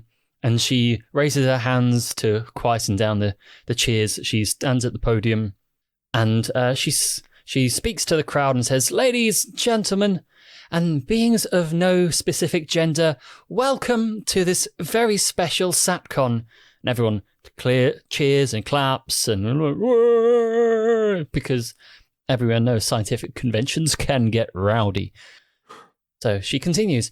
As I'm sure you've heard, my brother, the amazing Stanwood Caviar, long thought dead, has returned to us alive and well only a few days ago, and I am absolutely thrilled to announce that he is with us here today. That's why we've put this whole convention together at such short notice, and we've decided to include a little competition for all of you to take part in. But why am I telling you? Why should I explain this when there's someone I know you've all been dying to see? And she looks off to the side and says, "Stanwood, why didn't you come out here and talk to your fans?" And Boltzmann, a very, very familiar looking person to you, walks out onto the stage. And the other two, you've seen this person like once or twice before. Most recently in the newspaper. You saw only a few, maybe about an hour beforehand, realistically. So, Boltzmann, what does your human self look like? Apart from the moustache, obviously. Does he have all his bones or not? He is walking unaided and looks in the peak of physical health. Stanward Caviar is a 65-year-old barrel-chested human with a large handlebar mustache, wears a monocle, he's got a big mane of white hair, dressed in a three-piece suit, and I don't know what kind of contraptions he is carrying, but he hasn't looked this well in many years, for sure. He does walk with a cane, but as you watch him walking, you get the idea it's more for show than anything else, because as you yourself will know, a cane can hide a huge variety of different weapons and utilities. So you're pretty confident that he's just carrying that to A, show off, and B, have like some sort of defensive capabilities should he need it. But he walks up to the stage, and everyone is clapping and cheering once again, and he clears his throat. Dr. Crud turns around and draws a monocle on Boltzmann before turning around and pays attention again. Stanwood Caviar clears his throat and says, "Thank you everyone for your welcome. As you know, I've been away these past 2 years, traveling the world and discovering new realms of thought that were previously thought impossible. I've also had the opportunity to look inside myself and come to terms with the person I used to be. And to all the people that I hurt with my ambition, my greed, and my compulsion to be the best, I humbly apologize. This moment marks a turning point for me, and for the future of sufficiently advanced technologies, and I am proud to say that I truly feel more human than ever before. That's why all you fantastic people are here. I have a new venture that I'm looking to embark upon as soon as possible, and I need a new mind to help me along, to be my, our partner in all this. That is the prize on offer for this scientific achievement, a once-in-a-lifetime opportunity to be on the cutting edge of scientific advancement. The showcase will begin in 1 hour, so get your exhibitions ready." And he walks off backstage to riotous applause. Now, Boltzmann Boltzmann... is fuming. I'm sure you are. This imposter is doing a better job at being me than I am. Something is very wrong here. Maybe that just cements that you're the imposter. Regardless of what I am, Dr. Crud, something has been done involving me against my knowledge. And whether I have done it to myself or other nefarious inventors are at play, we need to get to the bottom of this. Why don't I remember anything happening here? Why do I not remember sending messages to you two? Why is that person on stage me, but more sympathetic and better looking? This is very upsetting. Well, let's just continue going backstage and go ask him. Dr. Crud, if you knew myself as well as I know myself, you would know that that is a bad idea. I can be very volatile and unpredictable. If we go to him, then we should get the drop on him, kidnap him, and get out of there as quickly as possible. All right, well, let's go get him. Well, how, 1 second. How about your sister? I mean, that was your sister up there on the stage, wasn't it? Well, yes, I can only presume so, unless she has been duplicated as well. Oh my God. Oh God. Furious Johnson just hangs his head in his hands and says, I just give up. I just give up. These people. You want to go kidnap them both? I always up for good kidnapping. Absolutely. I say we do the sister first. If Stanwood is likely to, if he's going to be the sort of volatile sort, then let's at least go and have a chat to the sister first. She won't recognise any of us. I've got a funny feeling Stanwood might be, if he is some kind of imposter, then he's probably expecting some representation of the brain that he knows escaped his previous body. I'm confused. Well, what if it was Stan who actually sent the messages and we went to Boltzmann thinking it was Stan, and then we were actually supposed to go to Stan instead of Boltzmann, and maybe Stan is the one who wants us in the first place. Whoa, well, how does Stan know who I am? I don't like it when strange villainous scientists know things about me when I don't know about them. We don't know he's strange or villainous yet, and we are FBK. Everybody knows FBK and who FBK is. So here's what I think we should do. Boltzmann, you go get set up with Ezekiel. Furious and I will go to Stan with the stones and say, did you call for us? This voice sounds an awful lot like you. And we could do that. All right, this sounds like a plan, Dr. Crud, but to make sure that we remain in contact, I will establish a telepathic bond between us, so that as soon as the hits the fan, so to speak, I can see many fans around here, and I would not want any to hit any of them. You can contact me, and I will teleport right over there. In the meanwhile, I will set up Ezekiel and give him a few upgrades. Just ask him before you do it. Remember, I've got the trust of him by asking and not demanding. So ask him, please. All right, Dr. Crud, fine. I will ask Ezekiel if he is all right with being upgraded and put on display. Yes. What do you think about a mayonnaise squirter on the side or different condiments? Could be very useful if you teleport into a place which has many snacks but no condiments. Whatever floats your brain. All right. I'm thinking of some things. I will go set up with Ezekiel. Again, notify me as soon as possible when you know more about this situation, and we will get this fake Stanwood out of here. Or at least secondary, if he isn't fake. Boltzmann will get set up with Ezekiel. Okay. Let's follow Boltzmann for a little bit. Let's do that first. You wheel yourself back out of the convention area, once again looking at everyone else's inventions as you go, convinced that you've already thought of all this before.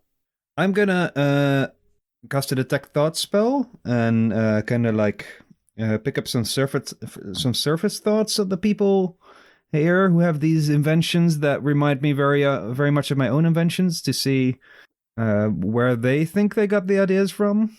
Is this all a sham, or what's going on? There's a range of different thoughts. So a lot of different voices burrow into your mind, or you burrow into lots of different minds at the same time. A lot of these people are fully aware that they did not necessarily come up with the idea of these technologies, but they think they've developed them further enough to qualify as a new thing. So how creatively they're nothing is new per se. You just develop things to the point where they're effectively different. It's basically like that. So they've taken one of your old inventions, say let's say I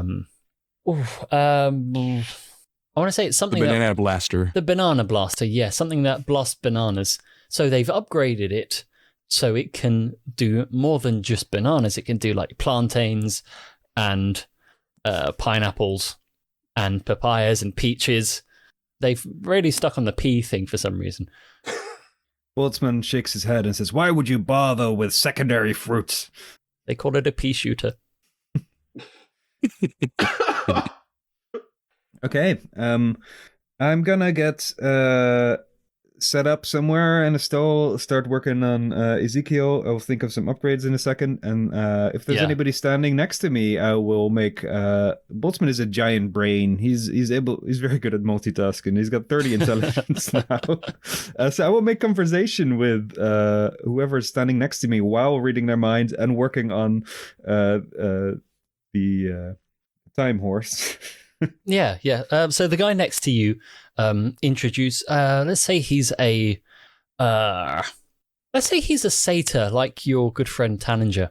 The satyr is working on hammering what seems to just be a stool, and also taking some magical readings. He's holding a stone over it, which is faintly glowing and humming.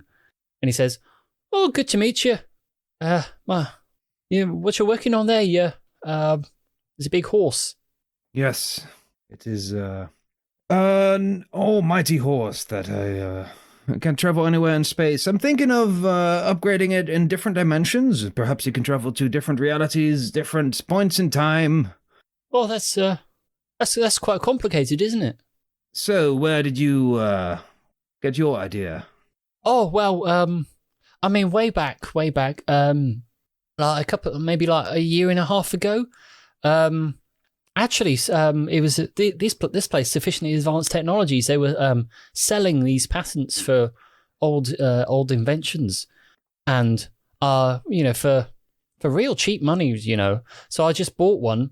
This one, in fact, the store, and I've just been working on it ever since.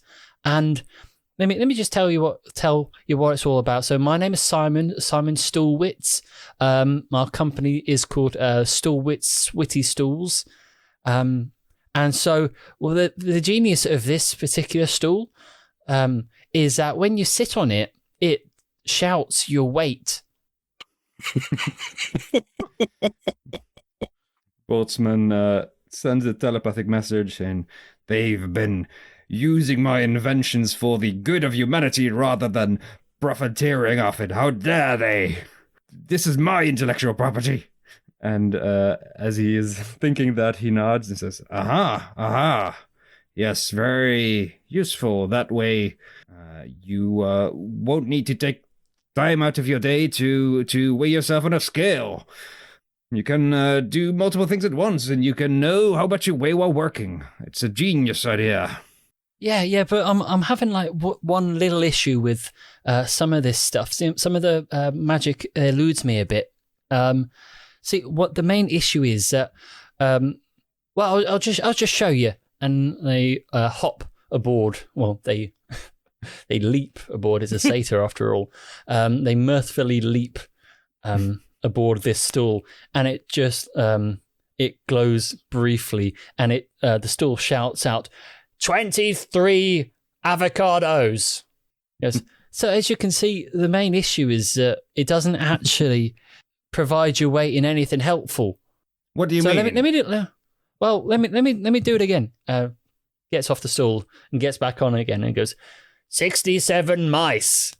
So it doesn't do it in like actual weights and measures. It just tells you what it's equivalent to. This is more than useful because weights and measures are an abstraction of the real world already. This way you can actually compare yourself to actual existing ideas. Listen, what you are missing here is the component to integrate the knowledge of mice and avocados into your brain while you sit in it. You need a neural link. And Boltzmann starts tinkering on this stool. Okay. Here, now plug this into your nostrils and then try it again. Oh, okay. Hang on. Okay. I'm gonna sit on it now. And when they sit on the stool again, it says 2 children or 0.75 adults. Well, that's actually kind of useful. Wow. Yeah, I understand that. Oh, you're Indeed. brilliant. No, nobody knows how much a kilogram weighs because it's not a thing that actually exists. Oh, But I see what you mean Children, now. I understand. Adults, mice, avocados. Yes. You're welcome. Boltzmann has been like working on Ezekiel on the with his other arm. His like an extendo arm. Yeah, meanwhile, Ezekiel's like just chatting to, well, not chatting, he's like talking to the wall. Well, literally the wall. You're sat up in the corner. And you just go, oh, well, I'm just glad I'm not getting taken apart this time. It's one of these days, there was one time he put on my hooves in the wrong order when he was trying to break a Sudoku record, and it went very badly wrong. I started trying to walk off in the opposite directions, and it all went badly wrong. And the wall says back, do you mind, sir? I'm trying to be useful here. Just a random talking wall. Who knows? Yes, I've upgraded my horse with the ability to talk to walls. Accidentally. That's what happens when you're concentrating on something else. I feel so sorry for that horse. By the way, Ezekiel, do you agree to be upgraded in means that are beyond your comprehension at this time? Well, as long as, we can put them back if absolutely needs be. I mean, I'm not doing anything else at the moment, and this supply of cookies you provided is really quite tasty. Indeed, it's all the same cookie, but I hope nothing random and untoward happens once I finish digesting them. That would be a complete nightmare. No, don't you worry about that. Anyway, while you're sorting that out and tweaking certain parts of Ezekiel's anatomy, we will zoom right over to Dr. Crud III and Furious as you are trying to get backstage, correct? Yep. Indeed we are. Okay, you head right towards the backstage area. You know where it is. It's quite easy to spot. There's a big sign that says backstage. However, stood in front of the door to the backstage, there are 2 large orc guards who don't really like letting people backstage. Hello. 2 ways we can deal with this, Dr. Crud. What are you thinking? Well, we show them the stone, say we've been summoned, and if they don't like it, we hit them over the head with the stone. I'm on board.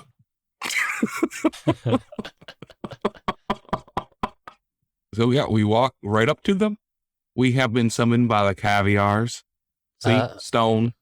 Yep. One of the orcs holds out their frankly enormous hand and takes the stone from you, inspects it, and goes, "Oh, seems to be in order. Yes. All good. Think." And the orc next to him says, "Gerald, why are you speaking that way?" "Me have ice cream headache." "Yes, well, we're not supposed to be eating on the job, are we, Gerald?" "Me sorry.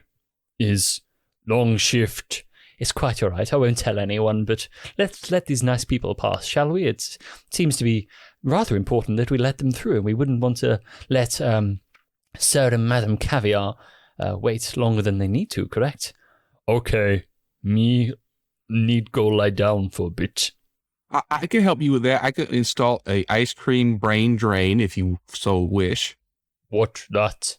Well, this is going to be a little spigot that goes into your head. So whenever you eat too much ice cream, the extra coldness just goes right out. That sounds very useful. Me get ice cream headache a lot. You want one? Yes.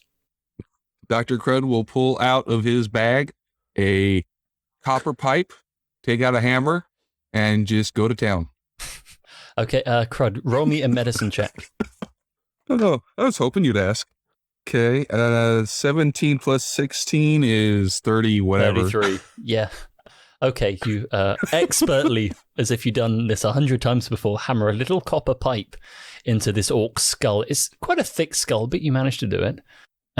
And after a moment, the orc's face like unscrews itself, like looking at you clearly for the first time. And goes, "Oh, I do apologize. My brain has been rather taken up by this foul ice cream. It's actually rather tasty. That's why I've eaten far too much. But yes, this will be very useful indeed. I'm so glad I ran into you. But yes, you may go inside. I'm sure the caviars will be delighted to see you."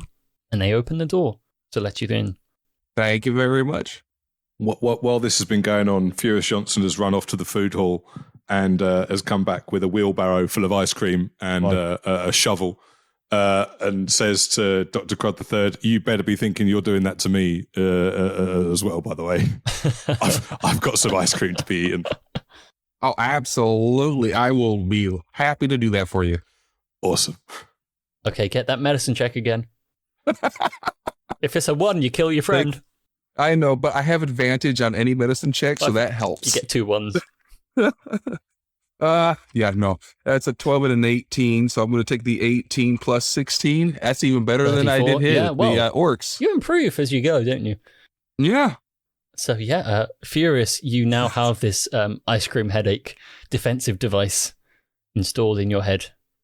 Furious dives bodily into the wheelbarrow and just inhales all of the ice cream in a moment of absolute unbridled joy and glory.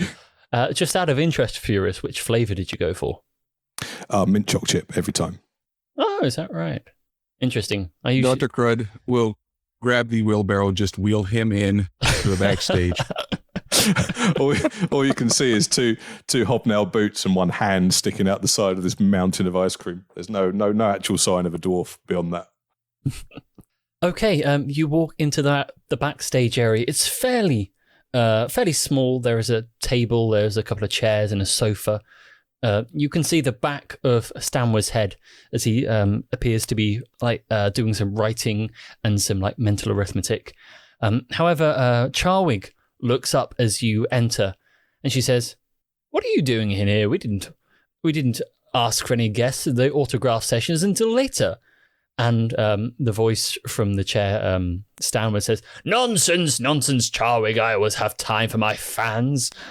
And he turns his head and looks over and goes, "Ah, Dr. Crud's Furious. Good, you got my message." Yes, we did. How can we help you? "Well, it's a rather complicated story, actually. As you can see, I've recently come into possession of my old body, and I get the feeling that there may be an imposter running around, claiming to be me." What does this imposter look like? "Well, it would look like my old body, the brain in the jar." All right. Yes, Furious? Well, no, Furious is suffering slightly because although he's just eaten enough ice cream to give himself a headache, and he thought he had the solution for it, and now he's trying to work out if the pain in his head is caused by the ice cream and Dr. Crud's little device isn't working, or is it just these goddamn scientists and their goddamn complicated storyline plot twisting madness? He can't help it anymore. He just wants to kick someone in the shins and be done with it. Okay, Stan. Please. You can call me Boltzmann if you really want. I don't mind. It's fine, Stan. Yeah. The last I saw of you, it was as Boltzmann. When, perchance, did you get your body back? Well, that's the question, isn't it? I have absolutely no memory of anything past. It was... Oh, do you remember Moving Day? Vividly. Yes, it was Moving Day. And I'd set up my little house of horrors for you to sneak around in. And you broke into my study and shot me in the head. Well, I guess all of me is head, but... You shot my brain out of my jar. That's the last thing I remember before waking up here. All right, so... Where is the time, Crud? So... Where has it gone? Well, see, here's the thing. There seems to be two of you then. Because I have a Boltzmann who remembers what happened afterwards and remembers that event. And then I have a Stan who remembers that event and then nothing until, 2 days ago? Approximately 2 days ago, maybe 3. But this must be an imposter then. Well, how about, I don't know. Will you consent to a physical examination so I could see whether you're actually real or not? Only to certain parts. My brain is off limits. Well, I'm not going to crack open your head. That's just rude. Well, you cracked open my head once before. What's stopping you from doing it again? Well, at that point in time, you were trying to hurt us. So it was, turnabout's fair play. Oh, this is just a medical examination. And it wasn't exactly a head you cracked open. It was a jar. Very different thing. Yeah.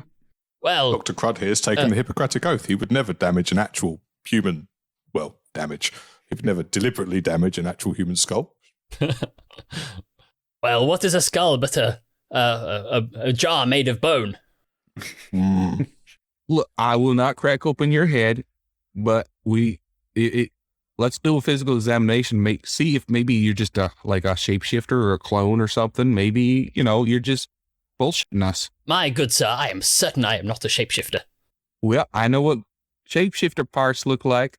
Well, do what you must, but my sister is absolutely also convinced that it is my own body. Then, lay down and let's get started. Okay, do what you must, but once again, the brain is off limits. That's fine. So Dr. Grid will do a physical examination. Okay, let's have another medicine check from you. Highest is a 15 plus 16, so a 31. Okay, this is a 65-year-old human. All the bones are there, so you think that's a good thing. His moustache looks quite neatly trimmed. It's had some oil put in it quite recently, so it's looking quite shiny. The monocle has been scrubbed recently, but otherwise, it seems to be a perfectly healthy 65-year-old human. Dr. Crud. Now, if I remember rightly, this is supposed to be the twin sister Charwick, the twin sister. Charwick. How about some kind of relationship, kinship test? Let's make sure they really are physically, biologically connected. Could you do that? Yes. I guess that's up to the voice in the sky. Well, I'd gladly allow it if you tell me how you do it. If I tell you how I do it, okay. How would a fantasy doctor do this? Let me look at something real quick. I'm assuming the concept of DNA doesn't exist in this particular plane of existence. But I do have biological weakness. Since they are twins, I should be able to identify a weakness in both of their biologies that are the exact same. Okay, well, they're not like identical twins, right? No, but they're paternal, so that's why they could be male and female. Yeah. But there should be they're sharing a very close set of genes. So one person's weakness should be the other's. Okay. So I'll say instead of trying to find a proper weakness, we'll go for a different type of weakness. In that you can definitely spot certain similarities in their the facial structure. So they have the exact same nose, for example, and they have very similar chins, and their eyes are the exact same color. And the nose especially is actually fairly bulbous, so they're both going to be a bit embarrassed about the size of their noses. So we'll call that a weakness. Well, they got the same nose. Zeke, that one is big and bulbous, and that one is also big and bulbous. So Dr. Crud, they both hide their noses and go a bit red. to Dr. Crud, everybody's got small noses, right? Well, yeah. Yeah, Dr. Crud's is 5 feet long. Comparatively speaking. Well, these people's noses are 6 feet long. All right, well, does that answer your question, Furious? They do seem to be related. I mean, if he was a true shapeshifter, then you'd assume he'd be skilled enough to replicate the body, and they'd always going to look physically related. How about some kind of allergy check? Charwick, are you allergic to anything? Well, peanuts. Peanuts. I just happen to have a bag of peanuts on me here. I Stanwood. would rather avoid triggering that if I'm perfectly honest. We do have a convention to run, and the showcase is in 5 minutes time. You don't need to worry. Dr. Crud III here is a superb doctor. I'm sure he has medicine that can deal with anaphylactic shock treatment in an absolute jiffy. So Stanwood, do us a favour, eat a couple of these peanuts, and let's see if you have the same allergies as your sister. That'll just help us really believe what you're saying. And if you want us to believe you, I think you should go ahead and do it. My friend, I would gladly answer any questions you have about my past, our shared past, that you may throw at me. I would rather not risk my body once again for the sake of backing up whatever thoughts you have. Simply ask your questions and have done with it. I've only just returned to my body. I would rather not destroy it once more. I'd have to agree with him because that anaphylactic shock, even if you get medical treatment right away, you could still die. Okay. I bow to the greater knowledge of my good doctor friend here. So what are we trying? So Furious says, Dr. Crud, come on, let's just have a quick word with each other off to the side here. He doesn't want to say things in front of these two. So what have we got here, Dr. Crud? We've got our friend Mr. Boltzmann, who's out there upgrading Ezekiel the Wonder Horse. We've also got our friend Mr. Boltzmann stood here in front of us thinking he's been replaced inside his brain. They both seem to have exactly the same set of memories and knowledge and understanding of things. This just can't possibly make sense. Why would there be two people of the same nature? We do know that this guy is the guy that summoned us. Yes, we know that. We haven't asked him why he summoned us yet, have we? Yeah, we did, because he knows that there's an imposter around.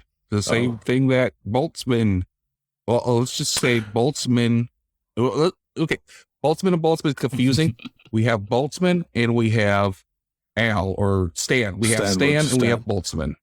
Okay? Well, let's do that first of all. Second of all, we could just put them together and let them fight to the death, and whoever wins is the real Boltzmann. Now, this is a simple solution to a very, very complicated problem, and I am all on board with simple solutions. And then once the one's dead, we'll just take the body away. I'll bring it back to life, and then, nobody actually died, and we'll just tell the one that lost to get the hell out of here. They're fake. I mean, fair enough. We could. I'm sure. If one of them, the loser, would be convinced that he wasn't the real Boltzmann or Stanwood, because neither of these guys, I think, could possibly believe they would lose to anyone other than themselves. Which has already been proven false because they did. So, you know what? That's not going to work. That's not going to work. This is far too complicated a situation for my tiny dwarf brain to handle. At this stage, a voice comes over the tannoy in the convention hall, which says, "Ladies and gentlemen of the convention, the showcase of inventions is about to begin. Please, everyone, make your way to your respective booths, and our hosts, the caviars, will begin judging momentarily." And Stanwood sits up from his spot and says, "Well, I guess we're all done here. I must go and begin the judging process. One more question, Stan, if you'd indulge me. Yes, of course, my friend. Would you just be willing to work with Boltzmann? The two of you are apparently of the same brain. Why can't you just, get along? Put it this way, Cruds, if some person came along claiming to be you, would you want to work with them? What nefarious purpose could they have for pretending to be you? I have no idea. But, you keep your friends close, but your imposters closer. My dear Dr. Crud III, that is by far the stupidest thing I've ever heard. Oh, trust me, I've heard of more stupid things than that before. I've said most of them myself. All right, well, look, we know exactly where the imposter is, whether it's going to be you or it's going to be Boltzmann. So we got to figure it out. What do you want done? Well, for the time being, my sister and I, we need to begin the judging process. We have a winner to crown. All right, well, just go ahead, choose my horse. Well, if only it was that simple, my friend. Science waits for no man. And if one of these fine inventors over here have created something better than a horse, then I'm sure we have to be fair. That's what I'm saying about this. All right, that's fine. We'll go along with you and you can describe every single adventure on the way. I will do, I'm sure.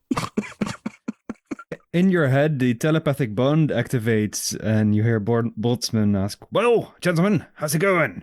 Did you find the imposter?" Well, we're still trying to decide whether it's you or Stan, so you're just going to the judging's about to start. You just hang out. What did he tell you? Will I need a disguise? He told us the exact same thing you told us. Then it seems there can only be one. I will prepare for battle. A fight to the death it is. That was my first idea. Mm-hmm.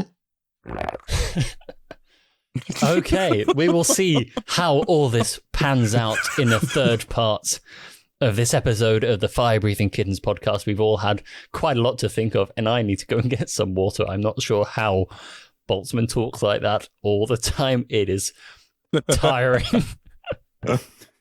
Speaking of, joining us once again were Boltzmann. There can be only one.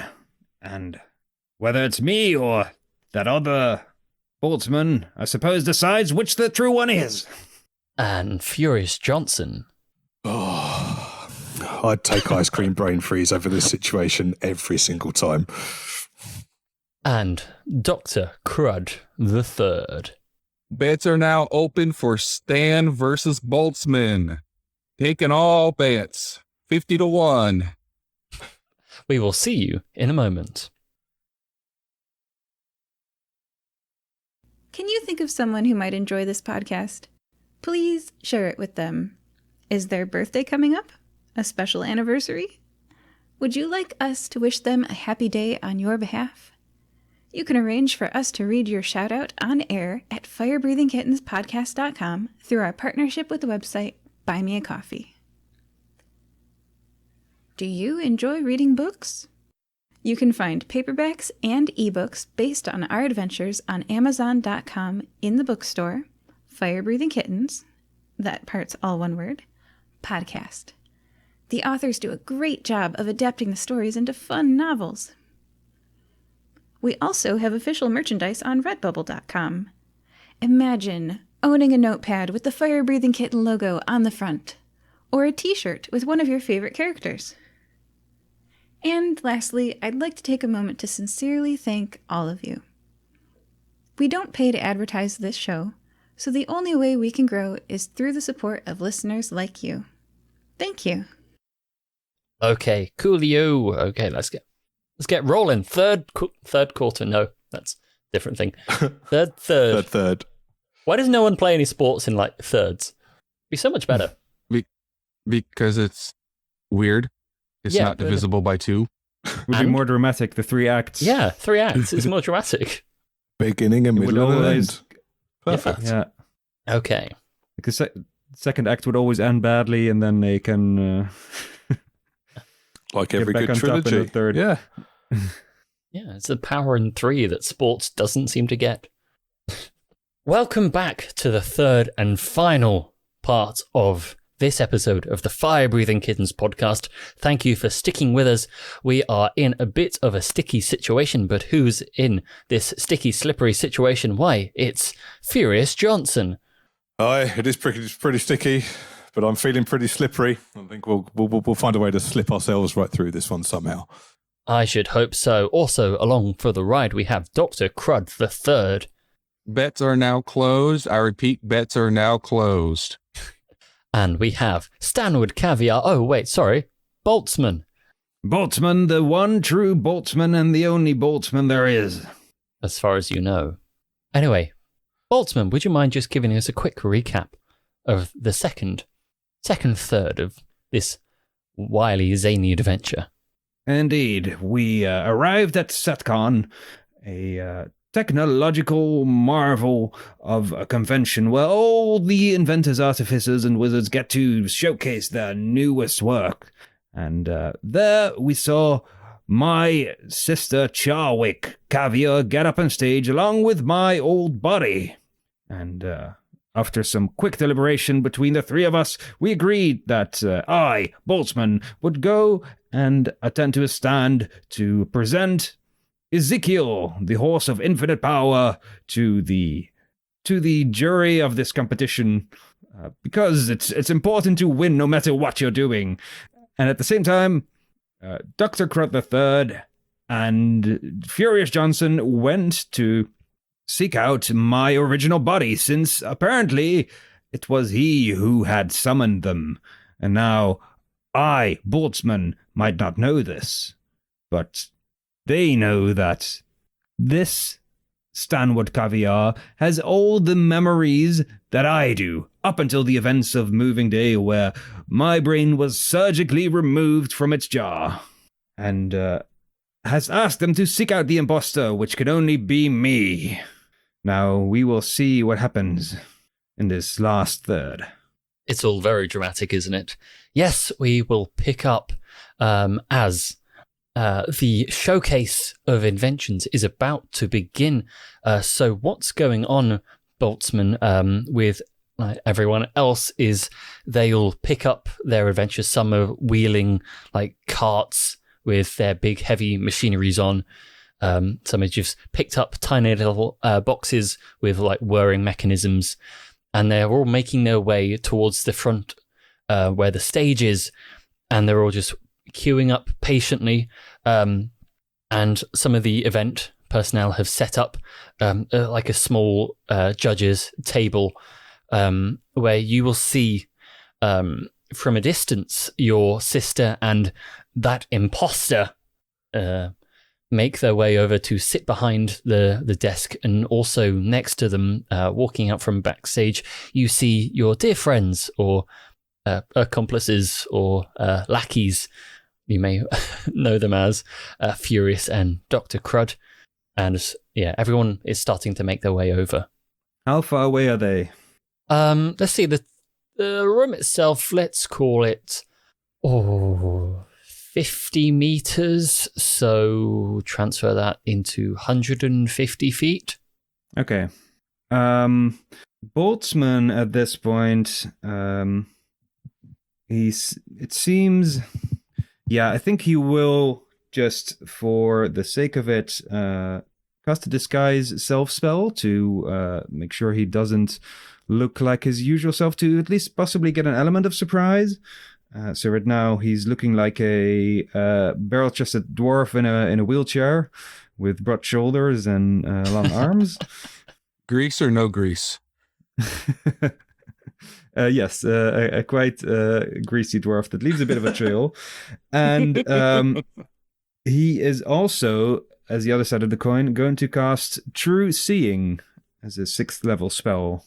And has some little arms rub diamond dust in his biological eyes, which gives him the ability to see things as they actually are. Gives me True Sight, the ability to see secret doors hidden by magic, see into the ethereal plane, all out to a range of 120 feet. Okay. The ethereal plane at the moment is quite boring. It's full of ethereal birds which are just tweeting about the lack of trees. They're really frustrated. Damn ghost birds. Yeah. Where's the trees? Where are the trees? Another one's like, what's a tree? What's a tree? Boltzmann has also put on his crown of Palantis, which takes the form of a solid golden cowboy hat and prevents anybody from scrying on him or telepathically intruding. Yes, okay. So are you just going to be waiting in the queue, waiting for your turn to present Ezekiel the Wonder Horse with many new modifications? Yes, I will see what happens when they come within 120 feet. Okay, as you stand in the queue, it's slowly making your way over because, the imposter, you and your sister have started judging the other inventions. So they've been so Simon with his stool is just in front of you in the queue, is looking quite nervous but excited. You see the person who has the pea shooter walk up and demonstrate throwing some papayas across the room, which hit another invention, which starts shooting fireworks into the air. So it's all very chaotic, but you kind of you're having a good time just watching everyone else fail at science. But as you get within the range of your true seeing, So what does it look like to your brain eyes? Do you get kind of effectively X-ray vision, or does it just do you just have shimmers around objects if they don't look right? I can see in normal magical darkness. I can see invisible creatures and objects, detect visual illusions, and succeed on saving throws against them automatically, and perceive the original form of a shape changer or a creature that is transformed by magic. Okay. So so you stare intently at what you are convinced is your imposter, and you see a 65-year-old human with a moustache and a monocle, who, to anyone else, would definitely seem to be the living form of Stanwood Caviar, bones and everything intact. To you, it looks like a 65-year-old human with a moustache and a monocle, who seems to be the exact form of Stanwood Caviar, bones intact. But still, you're convinced he's an imposter. At this point, Boltzmann will also inject a serum into his brain, known as, I think, Sindhu's fermented beetroots or something, which gives him the ability to summon 10-foot-long astral limbs that hit the true self of somebody rather than their physical being. So I could theoretically punch this other Boltzmann in the soul, should it be necessary, over the next hour. Punch him in the soul. That's what he said. Wow. Wizards, man. All right, Furious, Dr. Crud III, you are stood just off to the side, waiting for what you think will be, your brain in the jar to wheel himself up. Eventually, you see Ezekiel, the Wonder Horse, accompanied by a greasy dwarf in a wheelchair, who I think you would know would be Boltzmann, essentially just because of Ezekiel, and also because he's staring daggers at Stanwood. Furious nudges Dr. Crud in the ribs and say, I know my greased up dwarfs, and that is no greased up dwarf that I've ever seen before. I'm pretty sure that's our friend Boltzmann in there. Furious feels really clever and proud of himself for his level of insight that he's just shared. Dr. Crud pats Furious on the head. Yep, you got it, buddy. 100%. Yeah, I knew it. Stan, this is Boltzmann. Boltzmann, this is Stan. A telepathic bond. Dr. Crud, are you blowing my cover? Yep.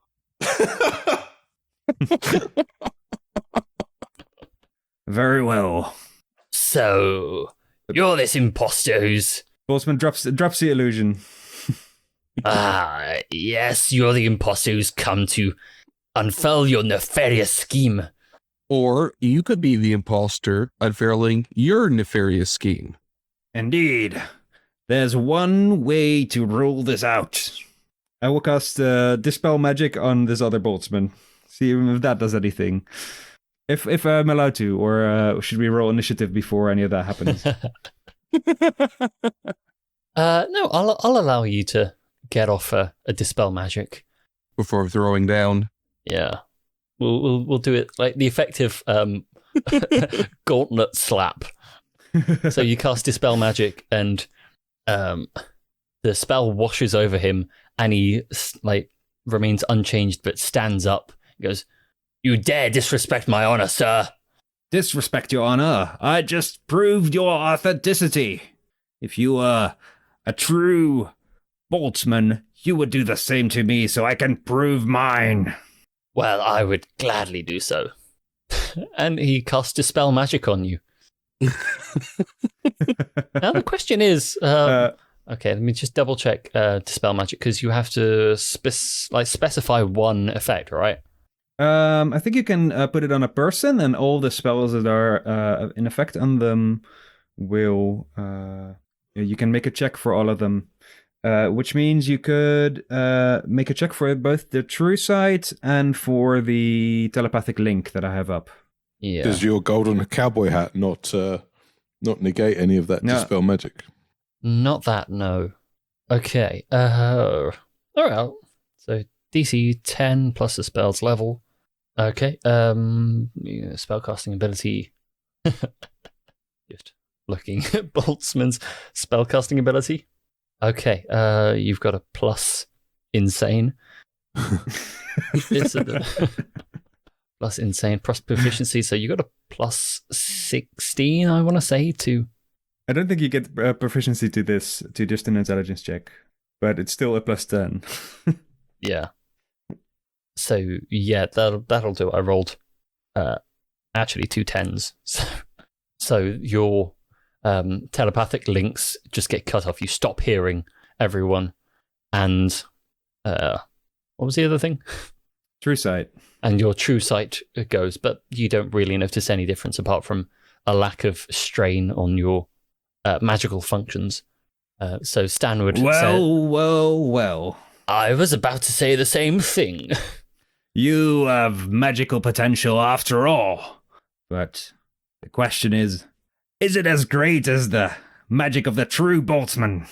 Well, I would say I am the true Boltzmann, so my magic is greater. But how can you know for sure? Because I know. If you were me, you would question this fact. But at least the thing with me is I have the ability to feel things in my bones. Oh, we don't need to get personal here. Clone? Hey, Fierce, this is getting good. I maintain you are the clone, but things are definitely personal in the sense that we are both claiming to be the same person. How could I be a clone when I do not have a biological body? Well, you seem to occupy my brain. That's the most important part of the body. Ah, you might have this body, but you will never have this brain. I will teleport it to the very edge of the multiverse before I give it to you with this here horse of infinite power, which now also leaves a trail of whatever condiment you can think of. Boltzmann has used the magical beverage from the tomb where it happens and extended this to condiments, so that now Ezekiel the Time Horse is constantly excreting a magical sauce that tastes like whatever you want it to.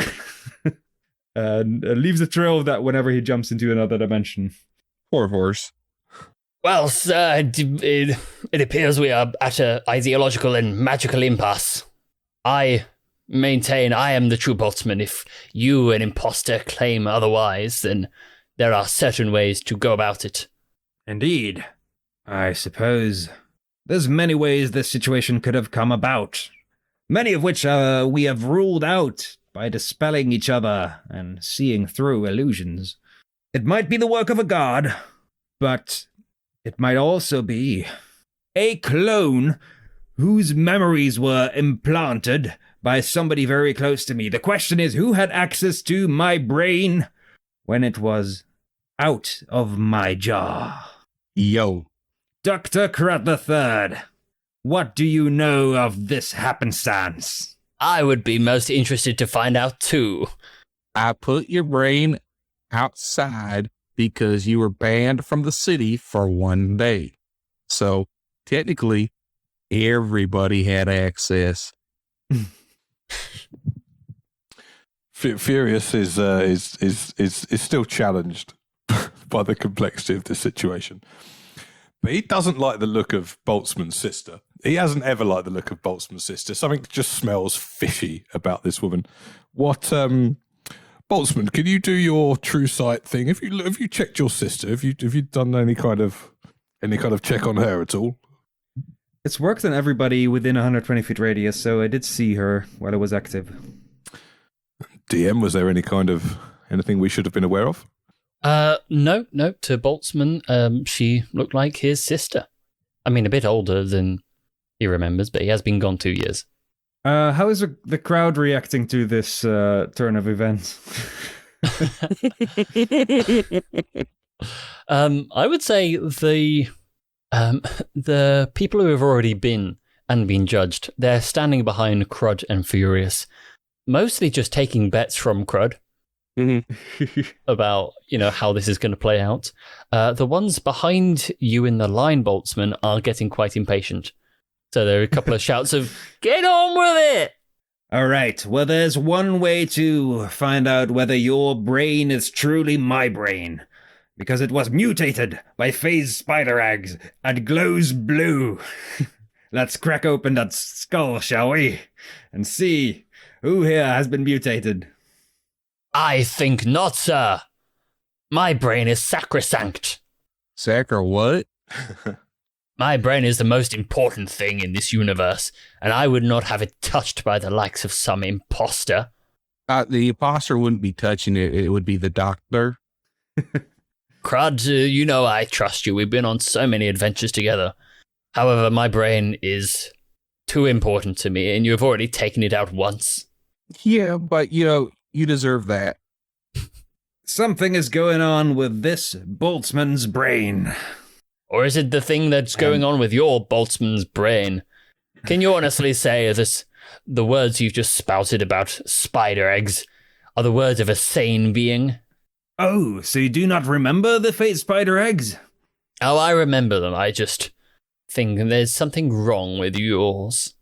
Delusions. Well, there's a lot wrong with his. There's a lot wrong with both of you, quite frankly. I'm learning this more and more as every minute passes. Okay. Boltzmann, if you are who you say you are, then you would not doubt yourself when it comes to proving your identity.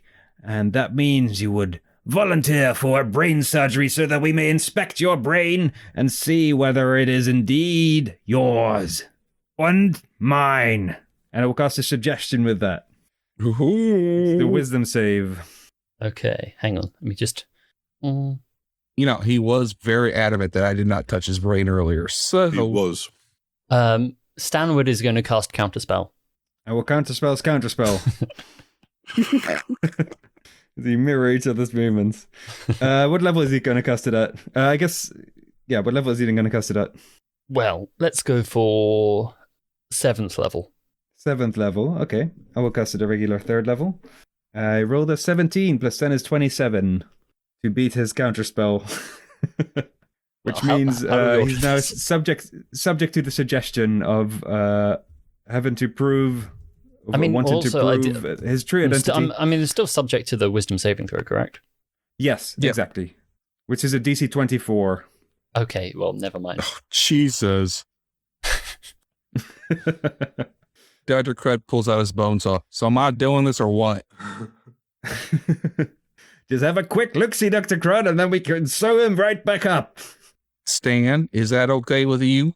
If, my dear friend, Dr. Crud III, I'm sure if this imposter is anything like myself, you would know that science requires a second opinion.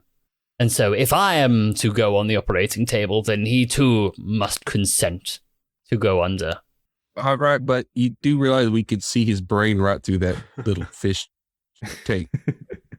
I mean, I cut into his brain too. That's fine. Because as we know, magic is one thing, but science is far superior.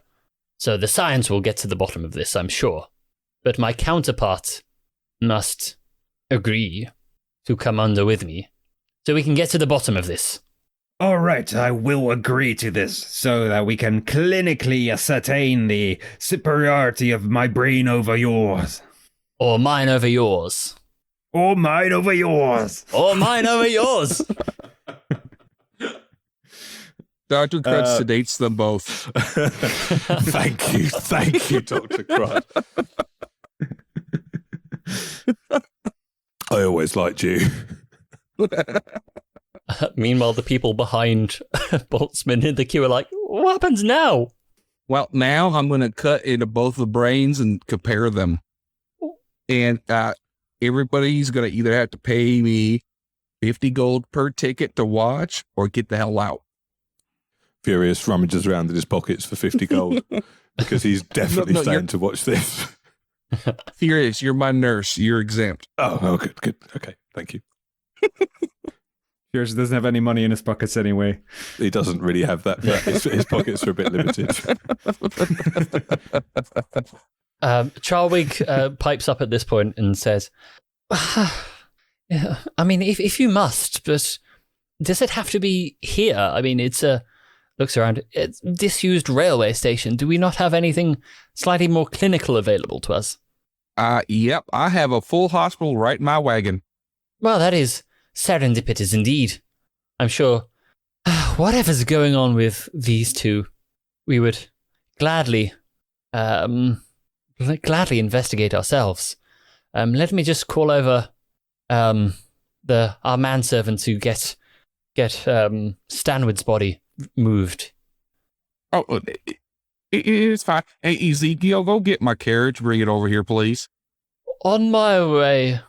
What do you know what this trail is behind me? You don't want to know. Oh, Crud, why do you get me into these situations? Well, I told him to ask you. It's very delicious is what it is. I told him to ask you for permission. Did you give your permission? I was distracted by the cookies. Oh, so, okay. You know what? He said something about something, and I lost my attention. I'll tell you what. I'll see if I can do a little rewiring while I'm in there, see if maybe I can uptick his ask for permission from now on. Would that make you feel better? I couldn't possibly say, but hopefully the issue with being contacted by your creator, they know how to push your buttons. In my case, literally. All right. So, can you go get the carriage? Right away, sir. Thank you, Ezekiel. I love you. Okay. A custom message cantrip Dr. Crud III as we enter the garage, which I presume is going to be soon, and say, Dr. Crud, do not sedate my brain. I need to be conscious for this operation, in case this other Boltzmann pulls unexpected tricks. But I already sedated you both. Then I don't say anything. He did. I think you said it in your sleep. Yeah, in this dream. I did take the fermented beetroot, which possibly allows my spirit, my soul to extend out. But we'll see how that goes. I think I'm just fast asleep right now, right? DM? Yeah. Okay. Let's see how this goes. I think we'll call it unconscious for the sake of, but the other one is as well. Ezekiel trots off to go and fetch your magical moving menagerie of malpractice. I'm just going to keep getting it longer and longer every time. But Dr. meanwhile, Crud has never been charged with malpractice. That's countersuits, isn't it? Keep him off his back. Meanwhile, Charwig rings a bell, and from a different door backstage comes a very old-looking man, very kind of wizened, very faded, balding hair, kind of bent over a little bit, very kind of like bad posture, wearing a very smart, if dusty suit. He goes, "Yes, what is it you wish, Madam Caviar?"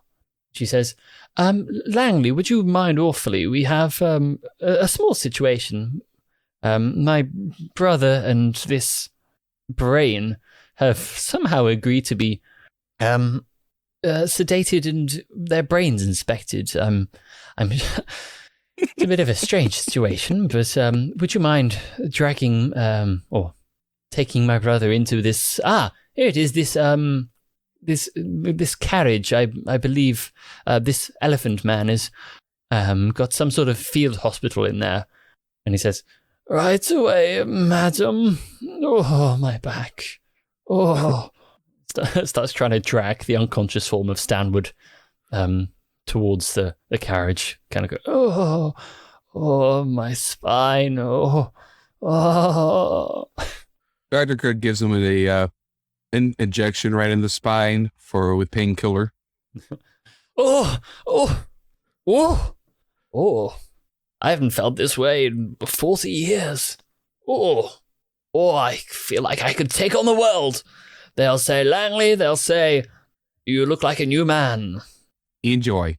But then I'll notice my hair is still awful. Anyway. Just calm it. Just calm it. Yes. Anyways, sorry. Must take my master into this here wagon. Yeah, just pick any bed. There's like 30 of them. Just pick one.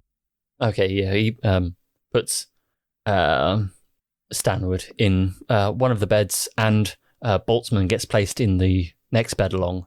Mm-hmm. Yeah, Dr. Crud will just grab Boltzmann by the leg and just drag him right up the steps, and then just flop him into the bed.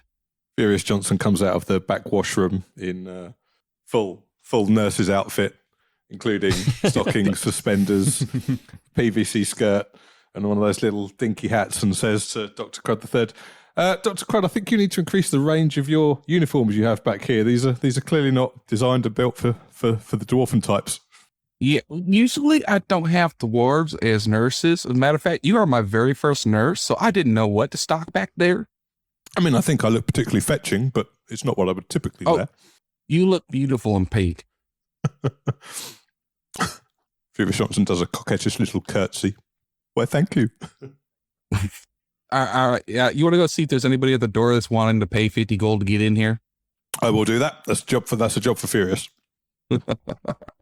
Okay, let's have a look. Furious heads to the front door and actually starts actively trying to round up and sell people. Roll up, ladies and gentlemen. Come and see a brain amputation and comparison session. Only 50 gold. It's the kind of thing you scientific nut jobs would absolutely love to get your eyeballs on, I'm sure. Oh, there is no issue with that. There are 55 people looking to queue up to this. If you want to grab some more, just make me either persuasion or performance check.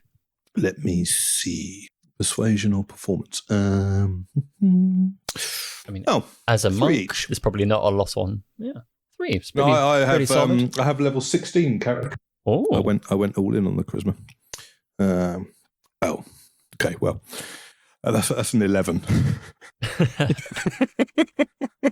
Well, I mean, as tempting as the offer of watching a surgery by a greasy dwarf in a ill-fitting nurse's costume is, you managed to get an extra few. So let's round it up to 60 people who are looking in.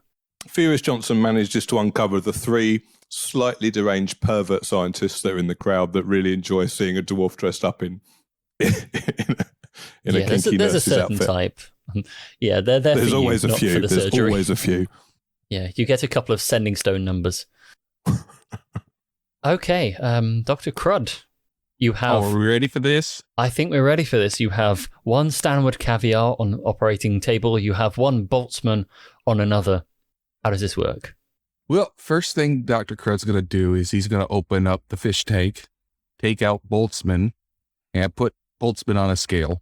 And then he's going to take out his bone saw and saw the top of Stan's head off. Okay. When you take Boltzmann's brain out of the jar, a voice comes from behind you and just goes, "Here, you can use this." And Simon from earlier runs forward and places a stool down, so that when you place the brain on, it just shouts, 10 pasties! All right, now we know that Boltzmann weighs 10 potsies. And then Dr. Crud will remove Boltzmann and put him back on the table next to the jar. And then, we'll go back to sawing off top of Stan's head. Okay, let's see. Yeah, we'll call that a medicine check. I'd say that it's medicine if you're trying not to murder him. Oh, there's no murder involved here. Ooh, that's pretty low. Or is there? That's a 24. Okay, let me just roll quick. I rolled a 7 and an 8. Okay, yeah, that's all right. Luckily, training and the fact that you've sawed off quite a lot of skulls in your own time is fine. That the top of Stanwood's head, as you saw through it, does roll off the table and just onto the floor, and it starts just rolling around. You know, like when you drop a plastic bowl and it just goes makes that noise. I meant to do that. I was testing the roundness of the top of his head just to make sure that it had the right roundness to it. There's some muttering in the crowd at the entrance, and they just start passing bags of gold in between each other. They are starting to take bets as well. This is a very gambling savvy science convention, isn't it? Dr. Chris says, everybody, you all owe me a piece of the fig. I am the official bet taker. and then Dr. Crud removes the brain and weighs it. Okay. The stool says 5 big pies. 5 big pies. And it was, what was the other one, nurse? 10 pasties it was. 10 pasties, Dr. Crud. Okay. Is that comparable? I think that's comparable. For me, 10 big pies, 2 pasties, 2 pasties per big pie. It kind of depends what they've got inside them, but I'm assuming they're both steak and kidney, so yeah. Okay. Yeah, we'll go with that. Okay, they absolutely weigh the same, so that's good. All right. Are they both glowing blue? Boltzmann's is, Stanwood's is not. All right, we have our first discrepancy. Stan is not blue. Interesting. Crud and Furious, roll me an Arcana check. God. That is not something I'm good at. You never know, you might know. 13. Well, I mean, I was going to ask which side the dot on the dice means up or down, but given that my given my Arcana check is -1, whether it's 6 or 9, I don't think it's going to be successful. I knew I should have created a simulacrum of myself to help with this investigation. Okay, Crud, I will just give you a little bit of info on the discrepancy in between the glowing brains, because you've known Boltzmann a long time at this point, and you've seen his brain start to, glow more and more the more modifications he makes to his own biology. So with the spider legs and every little thing magical he does to his own brain, and it just starts to glow more and more and more. Whereas you figure that maybe this new body hasn't necessarily done quite as much magic manipulation as the brain in the jar. I'll just leave that there for you. Well, Stan is more meaty, so maybe less bluey. But you know what? Let's cut into them and we'll compare the neural pathways. Furious is nodding, by the way. Furious just stares wide-eyed and slightly scared about what's currently happening to his good friend Dr. Crud's brain. I think the limits of medical science are starting to get to him a little bit, but hey, he's the doctor and I'm just the nurse. So I'm not here to mine is not to reason why, Dr. Crud. You go ahead. I think Furious at the moment is still trying to go, so 5 big pies, 10 pasties if there were regular pasties, and yeah, I think so. He's got into a deep metaphysical debate with his own internal monologue about what possible pies and possible pasties could and could not contain, and how they may be compared between each other. Absolutely.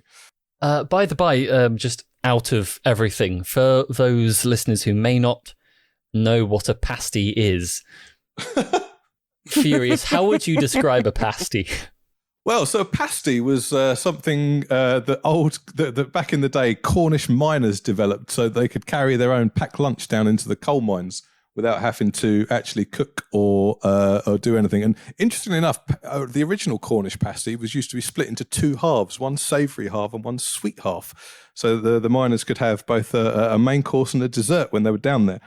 But it's essentially I don't know, how would you describe it? Some kind of a giant pastry dumpling with some hot meaty contents, and it's very tasty, actually, very tasty. If you ever go to Cornwall, you should have one and enjoy them. So you're seeing the level of pasty knowledge Furious is like struggling with. It's like, so is it like potatoes, beef? Oh, what if it's half sweet, half savoury like the old days? What if it's all sweet and they're just insane? Exactly. In this day and age, it might even be vegan of some description. The possible pasty permutations are phenomenal. That's a lot of peas. Yeah. Well, a couple of pasties and the pea shooter, maybe. There we go. So, okay, cutting open brains. Yes. Dr. Crud, make me a very critical medicine check. Oh, yeah. We like that sound. Yeah. Okay, so... Oh, good. That's a 19 plus 16. 35. Okay, good. Good. That could have gone so badly wrong for so many people. Thank you, advantage. You could have killed 2 Boltzmanns in one go. You would have to choose which one to resurrect. I can resurrect one. That is true. Okay, so you start cutting into brains. You begin cutting into Stanwood's brain first, because he's the new, less glowy one, so you think it'll probably be a bit simpler. Mm-hmm. You've cut into quite a lot of brains in your time. I've cut into a lot of things. Yeah, of all different races and beings you've cut into the brains of. But this time you were asked to do it. This time you were asked to do it, yeah. Dr. Crud is not evil, damn it.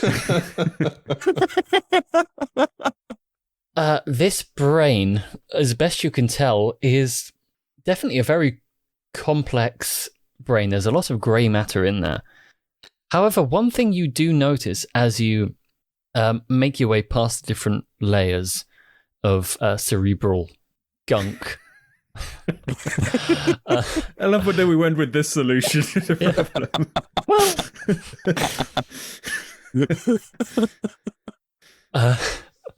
You seem to notice that there definitely seems to be like a pattern that keeps repeating on itself in terms of like the shape of certain sections of the brain. It's like this brain was manufactured. Not quite, sort of manufactures, sort of like almost grown. So like you see like a certain shape, and it's like almost been flipped on one side to grow another bit and flipped on another to grow a bit. So it's kind of like worked its way into being a full brain, but has definitely been grown in some form. Okay. Furious Johnson peers under Dr. Crud III's arms and say, do they always have the same sort of pretty patterns in as this one does? This one's a little off. Ooh, okay. Okay. Cutting into Boltzmann's brain, the big blue glowy one. Oh, what would we find in Boltzmann's actual brain? I do not want to know. I actually don't want to know. You start making your way through these layers, and there's a lot of weird stuff in there. Like there are a couple of old, maybe some crisps or chips, as you would call them. There's definitely a certain level of food stuck in there somewhere. Maybe some old pencils, or there's one bit where you peel back a layer and a voice just says, "Get away! Get out of my house!" Yeah, I don't think you're supposed to be in there. But I'm just gonna leave you because I don't care. But as you get a bit closer and down and down and down, over towards the central, let's say prefrontal cortex, because that's the bit of the brain I know. You notice a particular spot in the brain which appears to be missing, and comparing the two, this shape that is missing lines up suspiciously well with the pattern that keeps repeating in Stanwood's brain. And you'll remember, Crud, specifically you, Crud, about that day, moving day, where you shot a crossbow bolt into Boltzmann's brain and stuck it against the wall. Casting your memory back to that one day and, calculating for trajectories and all that jazz, this would have been more or less the same spot your crossbow bolt hit him. All right, Furious, come here. Furious, come here. Hey, Furious. yeah, right. What? What's going on? So, you remember when I shot him through the brain with a crossbow? I heard the story many times. Yeah, Furious, even though you unfortunately weren't able to join for the moving day episode, Boltzmann invited you round a couple of days afterwards to look through the footage, because even he found it really funny to watch. Because there was a lot of people falling into traps and beans getting stuck in quicksand, and there was a lot of good footage in there. So I saw the crossbow shot. I saw the shot and saw where it hit. So I know. Yeah. So you see this. This is Boltzmann's brain. This is Boltzmann's brain on lack of whole. Oh, I see. So that bit of that brain has turned itself into the whole bit of this brain. Well, I don't think it turned itself there. I think somebody nefarious did it, but they are both Boltzmann. Okay, so there is a third party. There is another entity in this equation somewhere. Yes. Now the question is, what are we doing? Do we want to put them both back the way they were? Now, I think actually, no. It's not even a question. Absolutely, we have to put them both back the way they were, because we know Boltzmann has professed his contentment with life in a jar. He seems to be enjoying the way that's working. He definitely likes his new body that way. So we have to bring him back. But at the same time, I don't think it'd be right to leave the clone. It is a clone. Is it a clone? It is a clone. Less clone, more grown from... It's not really a clone, but it's not really a real Boltzmann. So now I'm no master of ethics, but I do feel like we should at least give it a chance to come back and be in existence again. I was more thinking of putting Boltzmann in his body and putting Stan in Boltzmann's body. I think that's likely to upset Boltzmann more than it's going to upset Stan. All right. Well, then I guess I'll put them back in their original vessels. I am going to make that little adjustment I told Horsey that I was going to make on Boltzmann, so he'll ask for permission more. And Brilliant. Mandatory programmed consent checking. and then I'm going to stitch their brains closed. Sign, I'm going to sign it, Dr. Crud III. They're both going to have my signature on the brain. And then I'm going to pop them back together. And that's what Dr. Crud does. Okay. Furious writes, Furious Johnson was ear in felt tip pain on the inside of the of the sliced off skull just before Crud puts it back on the guy again. Okay, you two having signed your respective body parts. Crud places Boltzmann's brain back in his jar, hooks up all the necessary wires and tubes, and then places Stanwood's brain back in his body and sews up the cranial incisions. Yeah, I mean, you can actually like magically heal them probably, but we're going for the scientific thing. So like, Yeah, but Dr. Crud has no magic whatsoever. Oh, okay, yeah, all right, staple gun. Oh yeah, definitely the staple gun. So you staple his skull back together again, and let's say, where's my D4s? Ah, there's one. 3 hours later, they both wake up. That takes too long. Dr. Crud stabs them both in the chest. Well, him in the brain, the other guy in the heart with adrenaline. 3 hours takes too long. Give me more of that. Whatever it was. Dr. Crud. Ooh, I feel good, ready for battle. Now, which one of us is the true Boltzmann? Is Stan awake too? Yeah, he also sits up and goes, I feel ready for battle, though I do have a splitting headache. What did you find in there? Did you find any gremlins? Yes. Boltzmann, you have a visitor in there. I left it there because I don't know, maybe it runs in the hamster wheel that you have in there. It, keeps you going or something. This is just a very common problem. We'll take care of it somehow. They feed on good thoughts. That it must be starving. It's been eating all my good thoughts is what's happening. So what else did you find? I know exactly who the real Boltzmann is. Are you ready? Are you going to tell me, or do I need to detect your thoughts? Drum roll, please, nurse. You both are. What? Of course. Well, remember when I shot you in the brain? Mm-hmm. Well, the bit that got shot out didn't get put back in. I guess that accidentally got left behind. And somebody took that bit and grew it out to be another Boltzmann. Uh-huh. So biologically, you're both Boltzmann.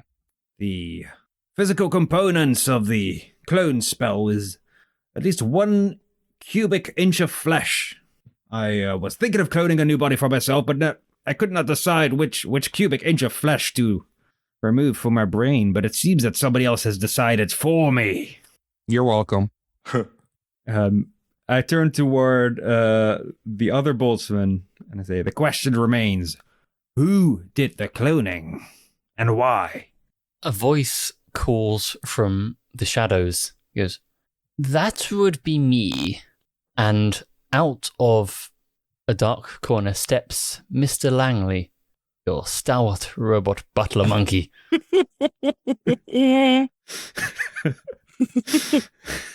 Boltzmann is nothing.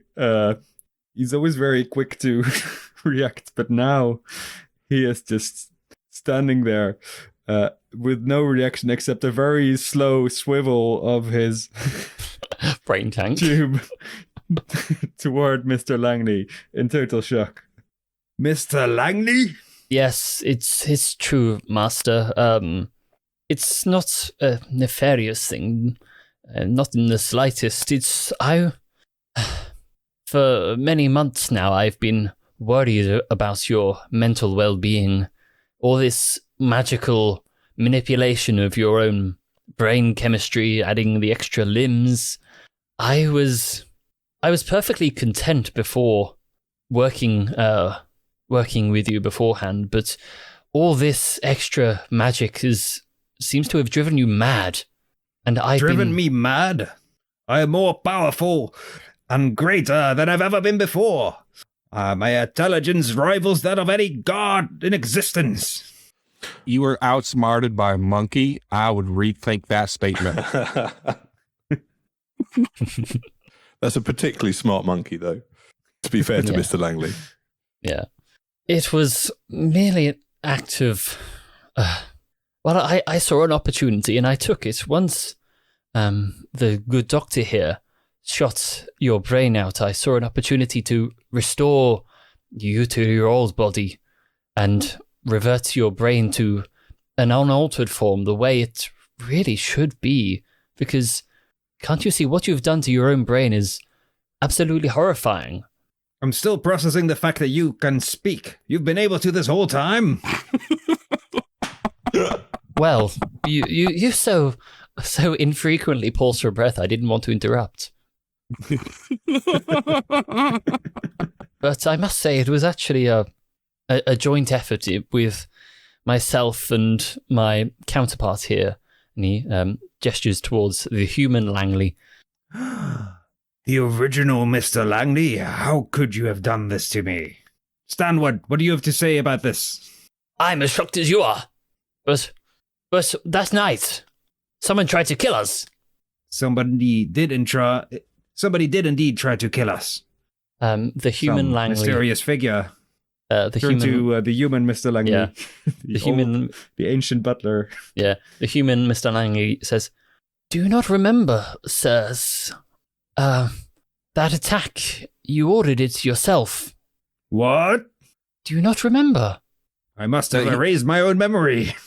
Yeah, you mess with your memory all the time. Remember, you said that. I never thought this would come back to bite me in the ass. Well, it's a good thing you don't have one. This is the thing with scientists. Every time they think they're going to do something really, really clever, they never think it's going to come back and bite them in the arse. And then every single time, it's exactly the things that comes bite them in the arse. Pray tell, Mr. Langley, what did I erase? Well, that night 2 years ago, you said to me, you said, "Langley, my body is finished. Only my brain remains, and I wish for it to remain safe. So I've constructed a receptacle for it, that it may remain safe. However, I want the world to think I'm dead. I want to cast suspicion on everyone who's ever tried to take my ideas. So what I want you to do is, in the middle of the night, I want you to attack me. Don't tell me when. It'll make it look better that way. You attack me, and I will retreat my brain into a receptacle and make my escape. Meanwhile, you attack my then dead body, make it look completely ghoulish, and I will make my escape, and it will look to the rest of the world like I've been murdered, but no one will be able to solve it. And that's it."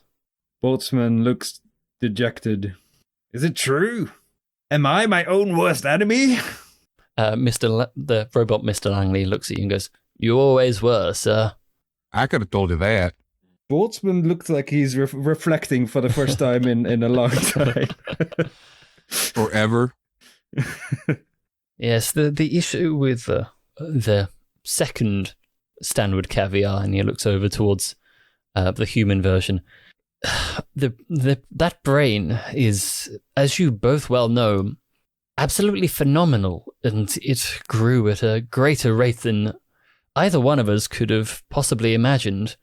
So while both of us were out, I stayed with you and Nicomoy to keep an eye on you, where the human Langley stayed here to look after the Madam Caviar and the second you. While he was out, the clone grew up quicker than we could possibly have imagined, and it escaped with your memories from before that time and made its way back home. And we couldn't think of a way to talk to him about it. But he just acted of his own free will, called the doctor and the greasy nurse over. And, well, you know the rest. I don't understand one thing. I have always been hated in my community, reviled and envied for my genius. How did this Stanwood caviar become loved and popular with the same brain? I can answer that one. He treated people respectfully and decently. Indeed. Respectfully and decently. Perhaps this is what's been missing in my powerful brain. Respect and decency. Langley, did you add it in? This other Stanwood's brain? No, sir, I did not. I suspect that maybe there are certain parts of your brain which have been overdeveloped and some underdeveloped, whereas giving this new brain a chance to grow separately has given it the ability to develop these things. But there's no reason you can't develop these things by yourself. If like a 8 weeks old, trying to figure out the time difference in between now and moving day. If a 2-month-old brain can manage to learn respect and decency, there's no reason that you can't develop those skills for your own. Indeed. Since my power is near limitless, I could teach myself respect and decency, should I so choose. The question is, what do we do with this second Boltzmann? Well, I would quite like to remain living, if that's okay with you. I have quite a lot to process, as it turns out. If I am indeed a scientific clone, then all my memories are they not real? No, they happen to me. They are. Well, I am comfortable in my new life. I think maybe, if you wish, we could work together, if you should so choose it. Yes. I was going to suggest I use powerful magic to fuse our bodies together into a mechanoid human hybrid, but I'm starting to realize perhaps that would not be the solution to my own problems. Perhaps it not. Would just be the most recent in a pattern that's been harming everybody around me, it seems. Perhaps I should work on respect and decency in classical ways, whatever that may mean. It's okay. Or I could just go in and change it. Don't you have a weird compulsion to ask people things now? Indeed I do, Dr. Crud. But I've already rewired it in my own brain to get a weird compulsion to... Oh, I think he froze. Oh, I think we've lost. Oh, no! Boltzmann has frozen. Boltzmann has gone back. He's so shocked by what just... a time. I know. It's He's so shocked. The idea of... Oh, he's back. He's back. Oh, he's back. He froze for a moment. Yes, I'm back. just the idea of like trying to treat people with like respect. Literally gave him brain freeze. Even with Dr. Crud's little antifreeze device, still gave him brain freeze. Yes. Dr. Crud, I don't think I need your help. I'll use my awesome arcane power to accomplish the same effect. In this moment, Boltzmann will cast a wish spell. Oh, no. Oh, no. This can go so bad. This could go so terribly. Which is the mightiest spell a mortal creature can cast. By simply speaking aloud, you can alter the very foundations of reality in accord with your desires. There's a bunch of things it can do. It can replicate any spell. It can heal up to 20 creatures to full hit points and end all effects on them described in the Great Restoration spell, but it might be able to achieve something beyond the scope of the above examples. State your wish to the DM as precisely as possible. The DM has great latitude in ruling what occurs in such an instance. The greater the wish, the greater the likelihood that something goes wrong. The spell might simply fail. The effect might only partially be achieved, or you might suffer some unforeseen consequence as a result of how you worded the wish. For example, wishing that a villain were dead might propel you forward in time to a period when that villain is no longer alive, effectively removing you from the game.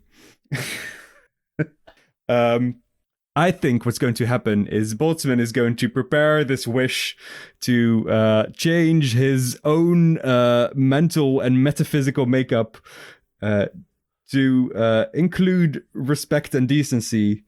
And at the last moment before he starts, already starts doing the incantations, but stops and thinks to himself, is altering the very fabric of reality to become more decent really what a decent person would do? Perhaps I need some more reflection. This seems to have helped me.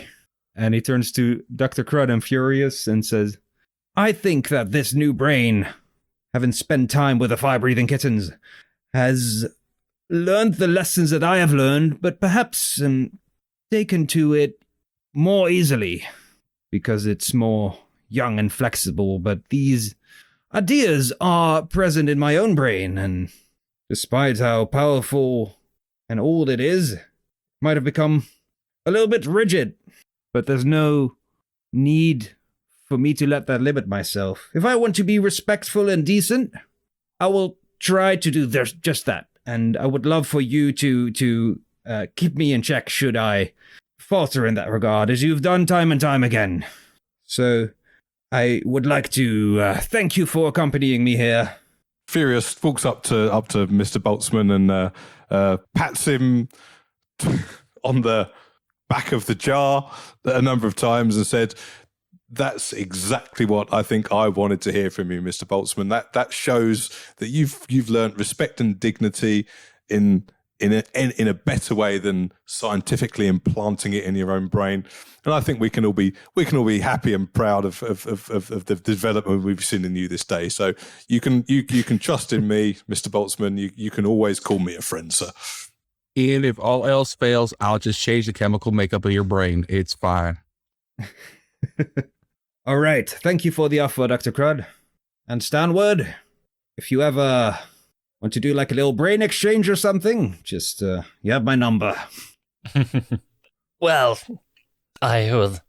If I ever feel the need to go back into the brain jar, then I will certainly let you know. But yes, we ought to keep in contact, you and I. We can exchange ideas, and I think our potential is greater together than working apart. Indeed. To think what we could accomplish listening to one another instead of just talking ourselves. Yes.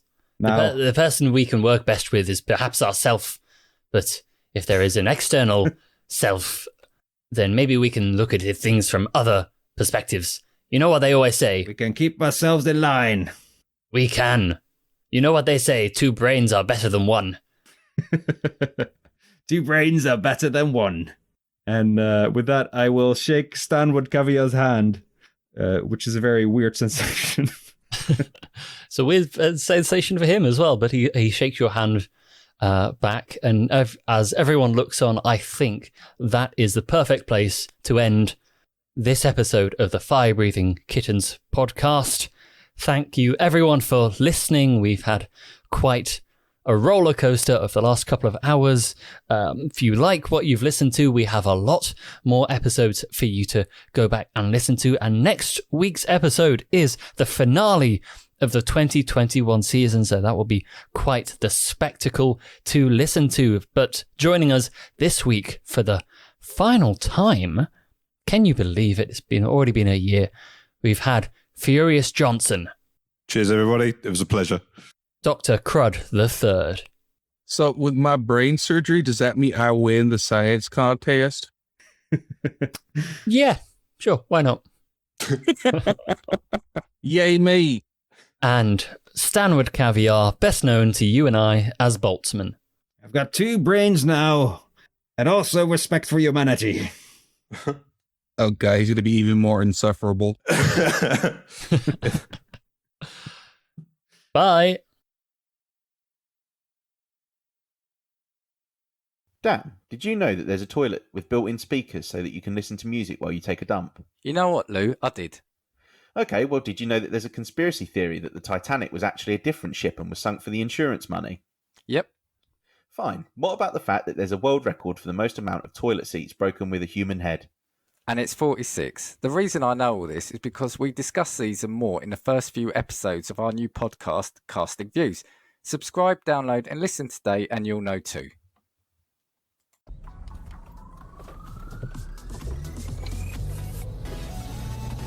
Tangents with Toby provides an unrehearsed, unedited masterpiece as he drives.